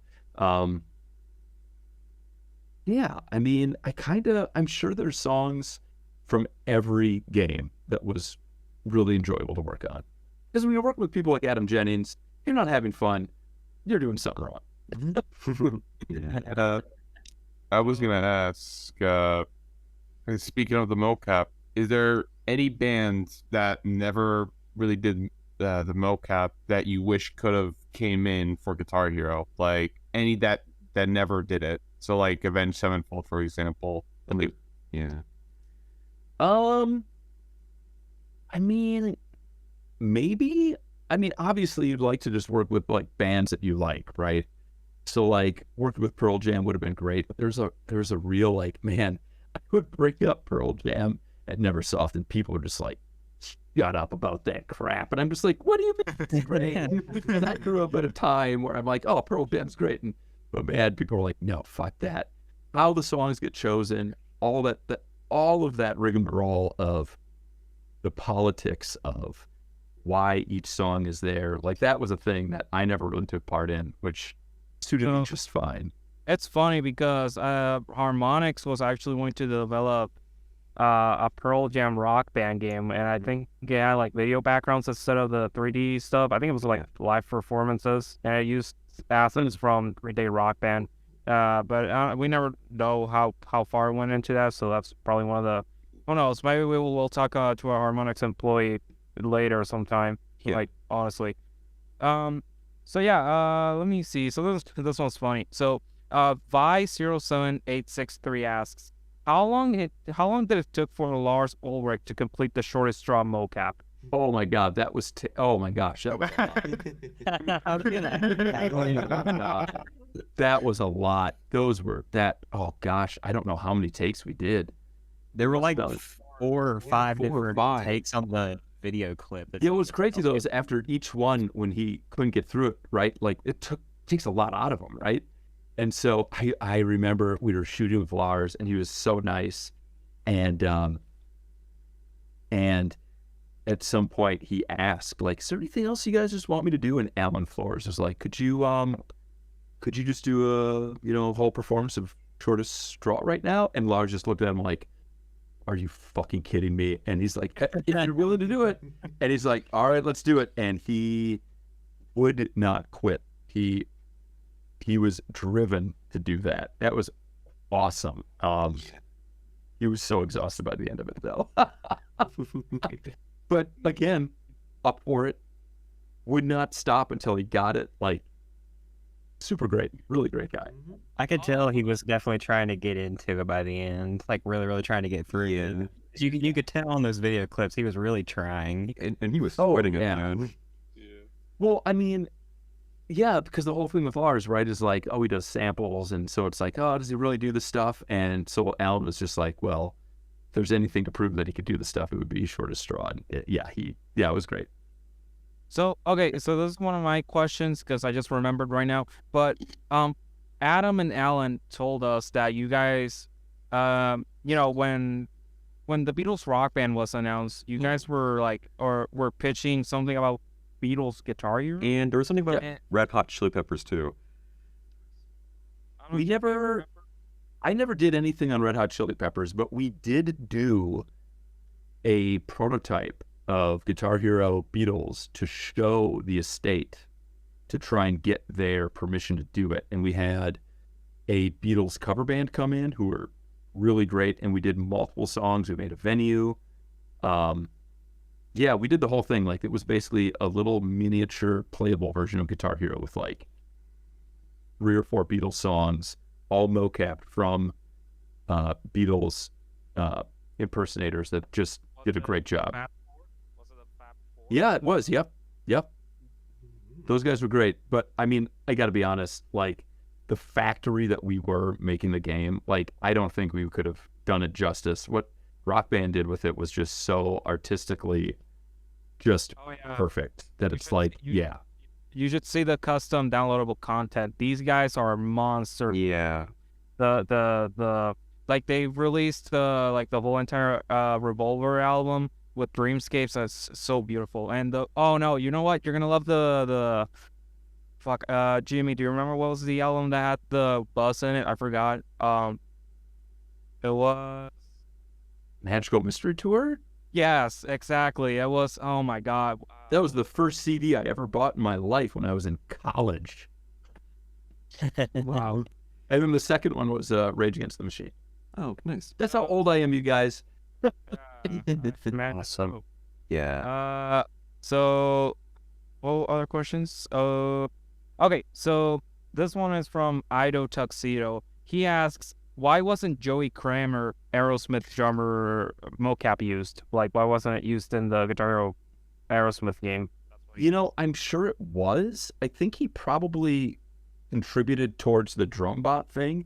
Honestly, we just, because we were still figuring out how to make all this work, I think the automated drum bot was just easy, right? Because we rather than like spend all the time getting his mocap working, we'd rather get Steven Tyler working for obvious reasons. All game development is just an overflowing bucket of things you want to do, and you can like literally do a pint of them. Go make your choices. And so for that, I mean, having, you know, a full mocap performance of Celebrity X is going to be way more important than, you know, the drummer, because we generally don't really show the drummer a lot. He just has to be in the background and look good enough. But then obviously Rush, Neil Peart, you're like, oh, it's got to look great. So then we do spend the time to do that. But like the amount of shit that we got done on those games in game development, it's just fucking insane. And so yeah. So here's a really good one that I just found in the channel as well. It comes from Jackie. It has to do with Warriors of Rock. Bohemian Rhapsody's mocap sequence. How was that amazing choreography made? Any recordings behind the scenes, or any funny stories about the process of recording it? Because as we know, it's the most famous Guitar Hero mocap animation ever. Is it? Yes. Yes. Yeah, everybody likes yeah. it. Oh, okay. That was me. It's really because of the cameras and how the whole entire choreography was set up. It's just really special. It was. Nothing that we've ever seen, like, compared to Metallica, if anything. Okay. So that was me in a mocap suit. And I remember... Adam Jennings was the singer, wasn't it? I'm trying to remember. I remember...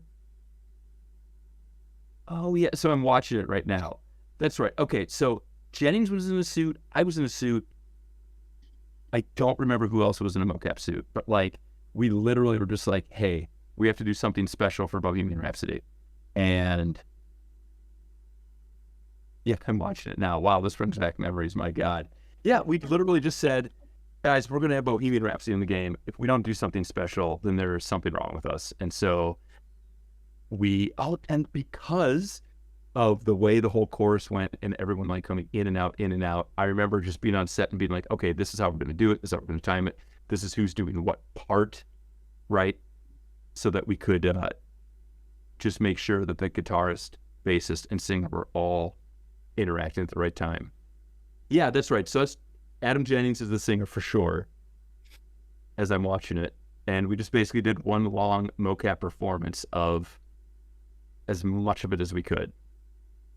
I would say when y'all got to the operetta section, it was y'all nailed the entire mocap. Yes, you song. did.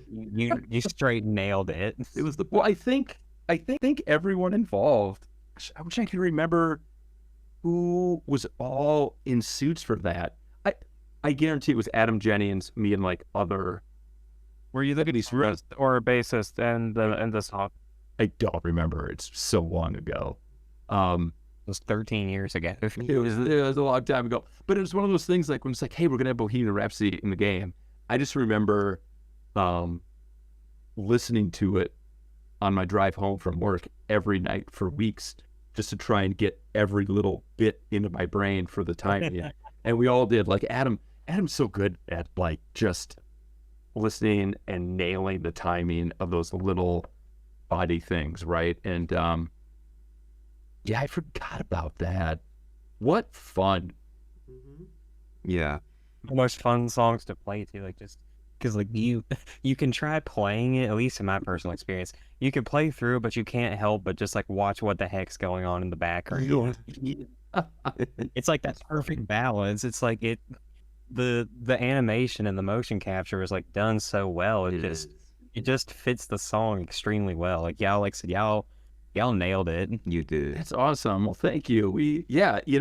It's funny. It's one of those things like, it's just one of many, many songs we did just for that game.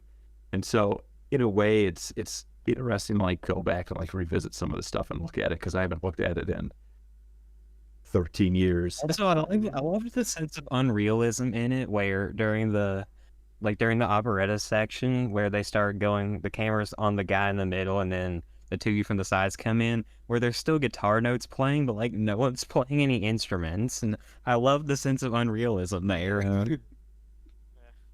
That's what was cool. Well, at that point, you're doing Bohemian Rhapsody, right? You have to do something. It has to be fun. Yeah. Yeah, that's true. Yeah. So this one, I know you go next October. All right. Okay, so this one's a very interesting question from PS2 and Paper Mario Enthusiast. He asks, which mocap do you like doing the least? I saw that question too. Same here. No. Like just in game work in general? I think in general, yeah. Like which song did you enjoy the least?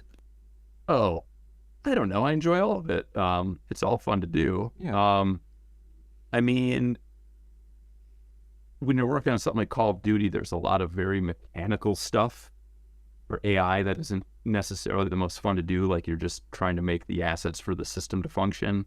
But like, I don't know, it's all kind of fun. Yeah, I don't really have an answer for that. It's all fun. Yeah. It's all good. Go ahead and take the next one, Hazel. Okay. This one says, it comes from Shy Guy Gaming, and he says, what favorite game have you worked on? Well, I mean, obviously, like working on Guitar Hero 3 or any of those was super fun, really enjoyable.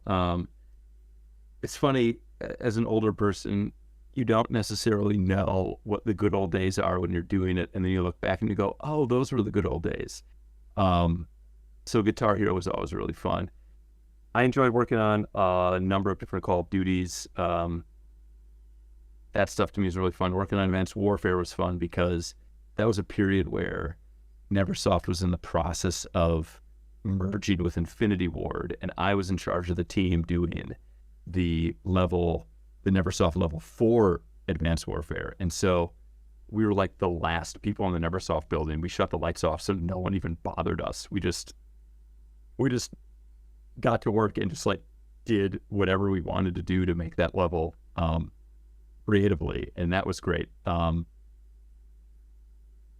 Yeah, I mean, there's a lot more games that are fun to work on than are not enjoyable to work on. That's for sure. Yeah, here's another one that comes from, and I apologize if I'm saying this name wrong, Beely Moi, who asks, did you film the Guitar Hero Metallica intro, and did they film it in a different area or a different room? Basically, the walk-in sequence into the forum for Whom the Bell Tolls. Yeah, that was we put that together in a week, and I remember it's just like, oh, they enter in from Ecstasy of Gold, and I'm like, well, we should really. It has such strong Western vibes. I'm like, we should really do it in slow motion, and it should just be dramatic shots of them, parallax, their feet, close-ups. It should just be that. And I'm just like, all right, we'll just do that. And I think that day I got in a mocap suit. I did the mocap for all 4 members of the band, and then using post software, I slowed it way down, and then I just started putting it together in Maya with different cameras. And I think I probably had an edit of it done, I don't know, I want to say in like 2 days. And then once you put the characters on it and you put the music on it, you're like, oh, this is great. We're done. Yeah, as I say, it was a really, really good intro sequence. It was. With the band members walking in. It was very well done. What's funny is when you unlock their zombie versions, if you have the zombie versions active, they walk in as zombies. Which looks great. Which looks even better because they're so weird looking. So I have another question from 507863. He asks how the mocap for Kurt Cobain for Guitar Hero was done. You know, yeah, Smells Like Teen Spirit and Lithium live on Guitar Hero 5.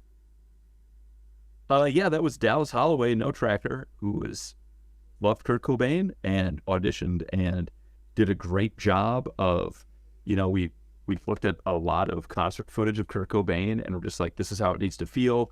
Because of course you want to be very respectful and you want to try and do it right. You don't want to do anything goofy. You don't want to do anything stupid. And Dallas did a great job. He was really into it, and we were all just really impressed. So here's a very interesting one from Digital Catcher. Do you recall the dimensions the mocap stage used alongside the box props used to sit at the stage monitors would stand on? So those props, those are just regular Apple boxes, which are like 12 inches by 10 inches by 20 inches, I think. And the entire mocap stage at Neversoft was 35 by 35, but that wasn't fully usable. I'd say it's more like 30 by 30. Each character's personal space was a 6 by 6 foot square that we tried to maintain them to, because that's where their node was. So for instance, in that Bohemian Rhapsody performance, all the characters would spawn off of the singer's 6 by 6 foot personal space. Right. Because that way we knew no matter what venue it was in, we knew that we had space around that area to accommodate the characters and cameras. The space, it wasn't huge. Yeah. So this one is from Hakuno, and they say, is there any specific reason why the song Ride the Lightning wasn't in Guitar Hero Metallica? No idea. Okay. No idea. What part of it could have been? We just couldn't get the stems for it. They literally found the stems for a lot of that game in like someone's trunk. This whole thing where you're like, oh, this classic song, the original studio stems must be in a vault. Fuck no. Half the times those things were like in someone's. Yeah, they were in someone's closet. I'm not joking. A lot of the Metallica ones I think were literally found in the trunk of someone's car.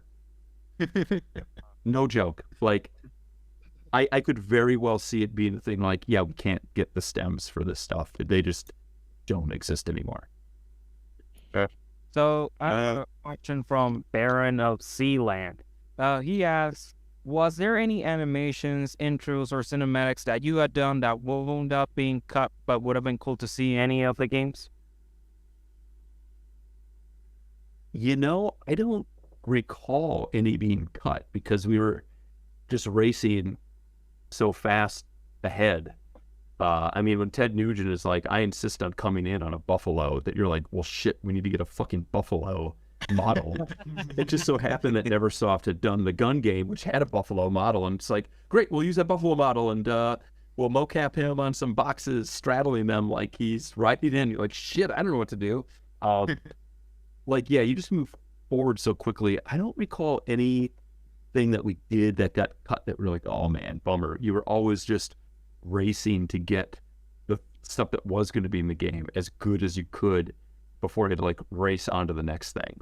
Yeah. And speaking of something cut, there's this band that came in. I saw a video on YouTube. This band called Until June, and in that video, the singer was doing some mocap session from what I can remember.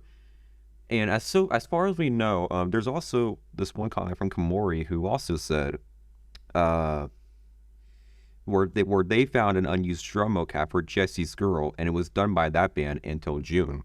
And I was think Until June was the drummer was Sam Gallagher, I think. Basically, let me see. Basically, he was the husband of one of the people that worked in Mocap, Kristen Gallagher. Oh. And he was a really talented drummer, and I think he was in that band. And we had them come in to do some work. I honestly do not fully recall. It's been a long time. I'm trying to find stuff on the internet now. I know you're fine. You guys are finding all sorts of stuff that I'm just like, how are you guys even remembering this stuff? Yeah. I just enough free time, honestly. Same here. Yeah. Mr. Swenty, I have a really quick question. Out of all the original Guitar Hero characters that you made, or not you made, out of the original Guitar Hero characters, which is your favorite? Oof. I'm not really sure because we did so much with each one, right? Let's see, I did enjoy in Warriors of Rock the weird transformation thing of Lars turning into a weird warthog pig man. Yeah. That was fun. Yeah. That was enjoyable. And I remember when we were doing Guitar Hero Metallica, I remember it wasn't an argument, but like I got into it a little bit with a programmer because I'm like, we need to have a way to like trigger normal maps of veins in James Hetfield's neck for when he would hit certain notes. And then also we really wanted, like, when you're doing game production, right, you have to like, it's like, hey, we'd love it if James Hetfield could spit, like when he's doing, because he's really gets it. Yeah. Bam. This spin. And I remember like that was a thing. Like I had to really fight for that so that we could call in a note track for drum spitting at just perfect times. It was spit. I think it was spit vocal is small and large. We actually have that in the new update. At the Metallica update, because I'm the one who actually ported that from the Guitar Hero Metallica to World Tour PC. Yeah. Right on. Yeah. So that was a thing that I remember having to fight for. And when you finally get it in and it's time to just write on songs, I remember that programmer was talking to me afterwards. And he's like, yeah, you're right about the spit thing. That's pretty cool. But it is one of those things where like, it seems like a trivial thing. Nothing you do when you make a game is trivial, as you guys know. And so being able to say, guys, it's really important that James Hetfield can spit. They're just like, are you fucking kidding me? Because then you have to also be like, well, so if he has spit note tracks and you play it in a different game, are those spit note tracks supported? Do we have to support that going forward? And all of a sudden they're just this cascade, right? We're just like, oh man. But like, yeah, obviously working with Metallica was great. Lars was fun. All of them were kind of fun though.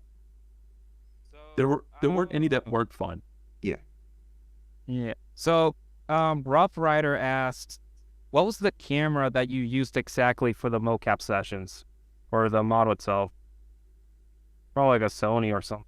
It's just some Sony video camera, handy cam. I mean, Neversoft was pretty cheap, so we didn't have like, we might have had one reasonably nice-ish camera. And I can't even remember what it was. It was just like a Sony. It was just a little bigger because when you're doing mocap, you want to be able to have distance between the markers to get the best data as it evens out based over distance. for the fulcrum point of the camera. But like, yeah, we had one nice-ish camera, and by nice-ish, I mean, I think it cost $1,500. And then we just had like 2 really just cheap little Sony Handycams that we would use as well. But we just really needed something that had a screen on it so that the person running the camera had some frame of reference for what they were looking at. But honestly, we could have like taped markers to an Apple box and used that as a camera if we wanted. Because you're just getting bone rotation and 6-degree freedom information at that point. Okay, so I have another question. It's from Beyond or Bound, I don't know. What do you recall being the most common technical limitation of the 360 PS3 Wii era? I mean, at first, when we started working on that stuff, it really just was like how much mocap data can we cram in there, and the engine. Like, I don't think we could do full songs. I remember when we did Metallica, dude, you have some songs in there that are like 5 minutes long with 4 members of the band, plus their instruments, plus the microphones and the stands and Lars's drumsticks. I mean, I remember you're like, oh, I don't know if you guys are familiar with cleaning up mocap data, but you literally go in and every single marker dot for every frame, you just make sure it's the right thing and that it's clean and that there are no gaps. And when you have 500 markers to do that to at 120 frames per second for 90,000 frames, Thought he was like quite the workload. I don't really have a end of the line mocap suit. I just have a $20 Xbox One Kinect. Honestly, I just do that. well, the way we do it for quote unquote real is a little bit different, right? We have a big camera array.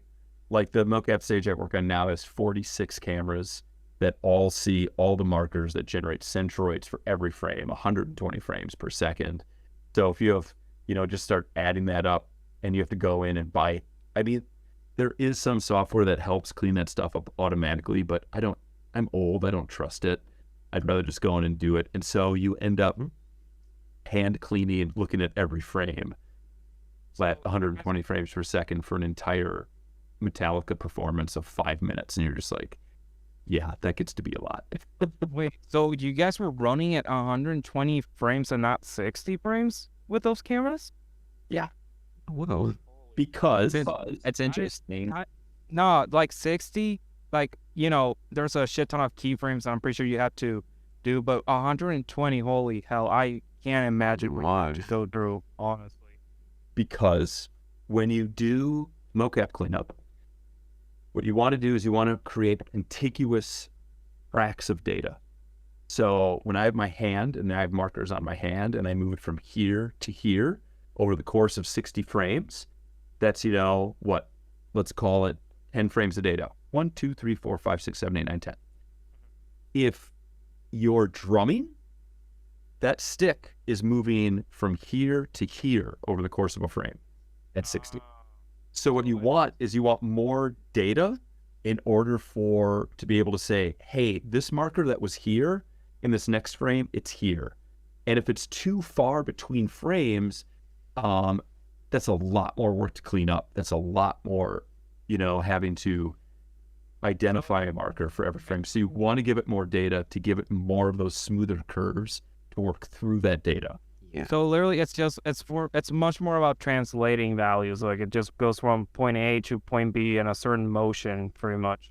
Yeah, I mean, a mocap marker, the way optical mocap works is every camera is not tracking the marker it sees. It gets a blob of data and it says, hey, what is the theoretical center of that blob? A centroid. That's called a centroid. So every camera is just tracking the centroid of every marker. And so when two cameras see the same centroid, because they know where they are in relation to each other from the calibration, they're able to triangulate, oh, we're seeing the same marker. Oh, it's at this point in space. That's how you get it to triangulate data. So every single frame, from frame to frame to frame, you are simply tracking the 3 degrees of freedom of that centroid, of that marker. There is no rotational data at all. So when we mocap Lars's drumsticks, which are I don't know. I still have the original drumsticks that we used to mocap Lars, but oh, that's right, they broke. He broke them. He beat the shit out of them so bad. But this little end, right, you're just tracking this as a spot, and then at the end of the stick, you're tracking another spot. And so it's not getting this rotation. It's just getting the point between A and B. Yeah. And so that's why when we put mocap on a person, like their arm, you know, we have shoulder, bicep, back elbow, top elbow. You're just basically creating frames of reference, of pages to get all that rotational info. So when you get the bespoke translation only centroids, you can then put them in another program, which then says, okay, I have these markers. There is no rotational data per marker, but it's a cloud of markers. Let me now set up the character skeleton in relation to those markers to then be driven, puppeteered by those markers, because the skeleton has rules: hinge joint, spherical joint, universal joint. And that's how you end up puppeteering this data from that type of marker cloud. I think another. Oh yeah, you want to go real quick? Okay, so another question kind of related to this. This one I actually completely looked over here in the questions channel. Was comes from L Nickname. What was the most difficult camera angle and movement to record in a song? None. It's all the same. Oh, okay. You're just out there. Getting smashed in the face by David Lee Roth kind of stuff. But I mean, honestly, you're there with the camera, and as long as you work within the parameters, it's fine. For a thing like Bohemian Rhapsody, you're obviously coordinating a lot, right? Like you're planning. But none of it's really difficult. Yeah, like Sadek here, like recently reverse engineer. I think you already know the ska format. That's what the file format for the animations on Guitar Hero and the Neversoft titles uses. So, you know, we got it reverse engineered to, right now we've got the hand strumming animation, the fretting working. The cameras from your work now works, and the facial animation now works. And we're like, so, you know, me as somebody who lives in the Caribbean, you know, I don't have a warehouse to do facial mocap. So literally, what the best option that I have is using my iPhone 13 to do this. You know, we were literally like using this app called Blendar Track. So we basically using the iPhone's Face ID sensors. So what's funny is that I was actually like when Cedric was still trying to do some stuff other than the reverse engineering the ska, I was like actually looking for if that happened, like what options that we can do, because I know that a lot of these Guitar Hero players would love to do custom content like this. So literally whenever I came across something for the phone, it usually came for morphing, which technically it didn't really work because, as you know, it uses bones for the animation. It's not like you can do certain drivers. So then I found this application called Blendar Track, and then like I tried it out on Blender, and it's like I found it. That's the one that we're gonna use it for this, because and not only that, it's actually kind of the same in Neversoft quality and lip sync. It's super nice the way I got to test around with my phone and doing some stuff. It's cool. And using it, we've basically been able to create custom lip sync. That's cool. So having to do mocap. Yeah, and so, you know, right now we're still figuring out body animations, because, you know, rotations for the thighs and the collars are like inversed for some reason, or flipped. But like I think, I don't know, maybe in your opinion, if we ever get to do like these custom ska animations for bodies, I don't know, do you think using like 2 Kinect sensors would do the work, in your opinion? I'm not sure how much you know about like how the Xbox 360 and the Xbox One Kinect can do some really good tracking motions with good is your term. Well, I mean, No, I would. you Yeah, I mean, for me, I mean, sure, you could do something. The world I live in is just high-end optical mocap, so I'm a gigantic snob. So when it comes to that stuff, what I would say is, if you guys get to the point where you're like, hey, we can like export SK anim to like work in the game, we should make one. Do any of you people live in Los Angeles? nah, I mean, I'm in 4 hours California. away from it. If anyone were able to make it down to LA, you could like be at my new mocap stage and we will mocap a song with you guys in the suit. Oh, really? Oh, wow. Why not? Give me the data, you can figure out what to do with it. You guys are smart guys. I don't mind. Hey, if you're cool with it, I mean, I have some really good songs to do in my honest opinion. No, We have a whole channel in the World Tour server for basically custom lip sync suggestions. Yeah. Well, if there was, I could see a world where, oh, this would be really funny. So I work at a different games company now. I don't work for Activision anymore, but we have a big mocap stage in Marina del Rey. I could see us potentially, if you guys had a song that you wanted a body performance for, I could imagine getting in a mocap suit and doing that and sending you the data. We just have to send you the data in a way that you can work with it. Blender would be fine. I don't know. That's what we mainly use for this mod. That's not Maya, so.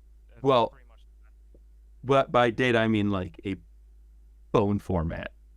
Data. We can talk about it. We can talk about it because it would be pretty hysterical to do like a song.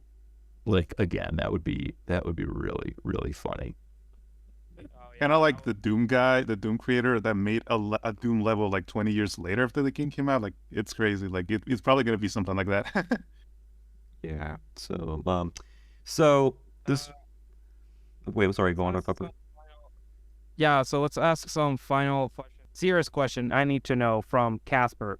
Crunchy or creamy peanut butter? Oh, crunchy. Okay. 100%. It's so much more interesting, right? It Is another one that's kind of related to that. Crabs or lobsters, not in a taste way, but like, who do you think would be better to have a conversation with? For taste, crab. I'm not a lobster fan. Yeah. I'm gonna go crab all the way, 100%. All right, so Yeah.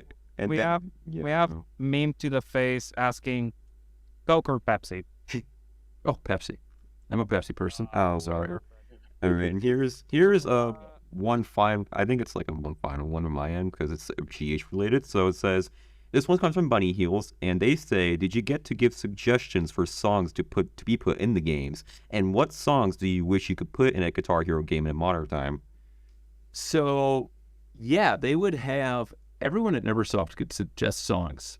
How seriously they took those suggestions, I do not know, but everyone did suggest stuff. And I know that producers looked at it and actually, would put things on a list.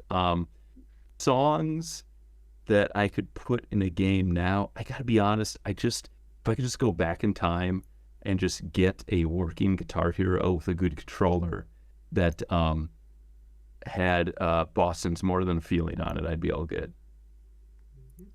Yeah, and I remember in Guitar Hero 1, the Sum 41 song Fat Lip was so good to play. Oh my God. Yeah. I just wish that the controllers didn't all disintegrate. Yeah. So yeah, if that's all the questions that we have so far, then all right. Well, I want to say first off, thank you, Mr. Swenty, for taking the time with us. Honestly, My pleasure. We really appreciate you coming in contact with me to do this. We really love the stories you just told us. So before we go, do you want to tell us for the community out there where we can follow you on social media so we can be up to date with your works and all that? Oof.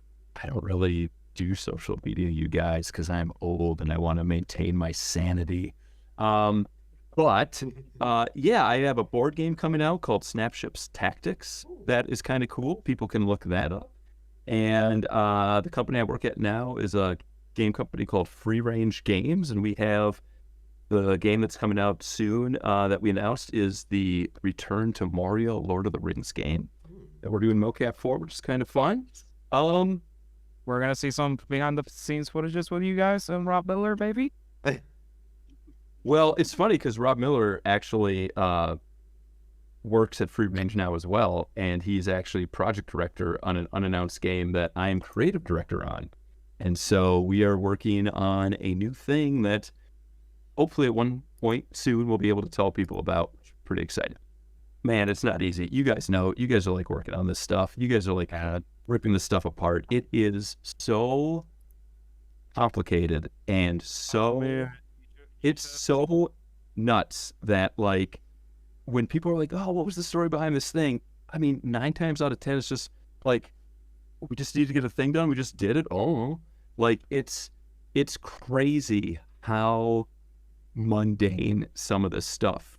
Like to you guys, it might not seem mundane, but like to us, you're just so inundated trying to work through this stuff that you're just like, oh my God, it's crazy. I will say this, the Guitar Hero parties that we had at Neversoft are the reason Neversoft ended up working on Guitar Hero, which is nuts. Like Activision, when they needed to have a developer make Guitar Hero 3, they're like, who do we have make it? And someone at Activision Central was like, have you heard about these giant parties they have at Neversoft for Guitar Hero? They should make it. And that was it. It's amazing. You should have seen Doty here. He can come. Unfortunately, he sends us. He wants to send us regards for not coming. He really could have told you a lot about him. Actually, you know what? Yeah, there was there's a character inside the Warriors of Rock games. It's called Fan Hero 2 Research, and it had a model of Clive Winston with some. I think it was some aura coming out of the. Okay, so that whole thing was, how do we? Yeah, there was a plan for doing a venue that was just like a screen effect, so that because you're always trying to make things more quickly and more easy, and so we're like, man, if we could just have a venue that was just in a fucking screen effect that wasn't even a venue, that'd be great. Oh, did we end up making that? I think we did. Man, I don't fucking remember. That was a long time ago. Yeah, not really. Because we're also making multiple games at once, right? So like when you finish like Guitar Hero 4, you are doing DLC to come out 4/4 while you're working on the Metallica game. Yeah. And while you're working on Metallica, it's like, all right, we're also starting to spool up Guitar Hero 5. And you're like, oh my God. So it's everything is overlapping.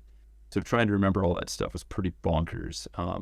But this Doty fellow, I mean, he could just get in touch with me. We could just hop on a call if he has any questions for me or anything. That's fine. I don't have a problem with that. And then, oh, I do have one story to tell you guys that I didn't tell you on the thing just because I was being nice. So when we mocapped Van Halen, David Lee Roth got pretty fucking drunk. Like, crazy drunk. Man, he had a security guy with him. Huge guy. Big fucking dude. And this security guy was never more than 20 feet away from David Lee Roth at any time. So if you walked up to David Lee Roth, the security guy's like, whoa. And I remember David Lee Roth at one point, he's like, hey, I was talking to him. I don't even remember about what, but he was hanging on the security guard. And he's just like, hey, man. And I'm like, yeah, we're getting ready to do the next song. He goes, yeah. And he's like, hey, man, can you give me my bottle with a little bit of tape on it? And the security guard's like, yeah. And he gives him this bottle, and there's this gaff tape wrapped around it. And David Lee Roth is like, I put gaff tape on it so nobody knows what's in the bottle. And I took the bottle. Oh my gosh. And he left it. Oh my God. This was the bottle. Oh my God. Oh my God. It was a bottle of Jack Daniels with gaff tape on it. He's like, this way no one knows what's on it. I've never opened it. The last time it was opened, David Lee Roth was drinking from it. But I'm like, I'm taking that fucking bottle. Yeah. The funny thing is that was an instrument that Michael Anthony was playing on.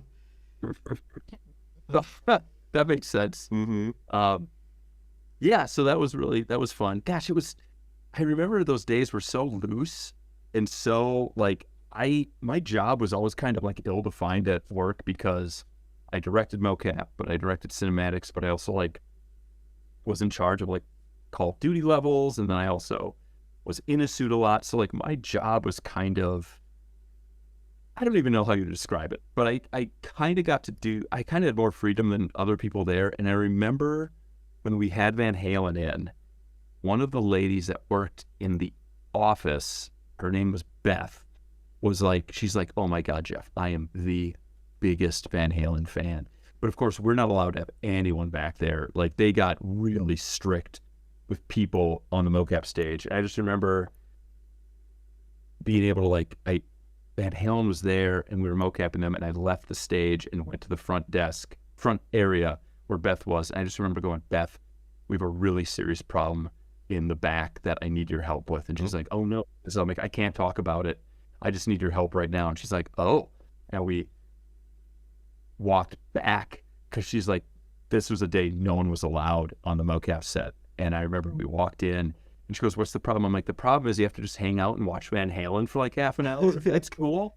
And she's like, and so she just like hung out, but like it was so loose that like you could get away with doing that stuff, which was fun. It was really fun. Those were stressful but enjoyable days. Yeah. I think what you guys are doing, by the way, is really, really cool. Yeah. Seeing this stuff running on PC, like at res, and like seeing all this stuff again. Oh, and I thought the thing that was so neat is I saw one where it's like VR chat characters performing as well. There's all kinds of There's all kinds of characters that have been made. Dude, that's awesome. Like, just the fact that, because I'm really into VR. I love VR. And the fact that there's so many people that identify with like the VR chat characters and their online personas that have an ability now to be able to take them to be like, no, this is my character into the game. I think that's so fucking great, you guys. It's really awesome. That's a great thing. So I We think We have that these days. on Discord. It was it's a track with from Daily Rots. Just a gigolo. I sent it on Discord. Go, that's what it says. Gigolo? You mean Gigolo? Just Gigolo? Yeah, no, not song. And I did the lip sync on my iPhone, and I pretty much transferred the ska animations that I exported into David Lee Roth model. It's just so funny. Yeah. I think I have another picture. It works well. So I just can't wait to see whatever else people continue to make with this custom lip sync capability now. 'Cause I remember a long time ago we used to say it was like I think we used to say it was always like never going to be possible, but look what we've done. That's what we said with the venues from the other games. We never thought we would be able to import Metallica's smash hits and Van Halen venues onto a PC Portal World Tour. That's awesome. Yeah. That's great. What And fun. the fact that we've got the capability to convert songs over into the game's format, just really easy. So do you guys have aspirations of working in the quote unquote professional games industry? I wouldn't mind, honestly. Yeah, so currently, I've had dreams of it for sure. Yeah, same. So Same. I'm currently studying at the University of Puerto Rico in Mayagüez. I have my bachelor's. I'm currently doing my bachelor's on computer engineering as of now. I'm currently learning C language. I'm actually in the last 2 weeks of my semester right now.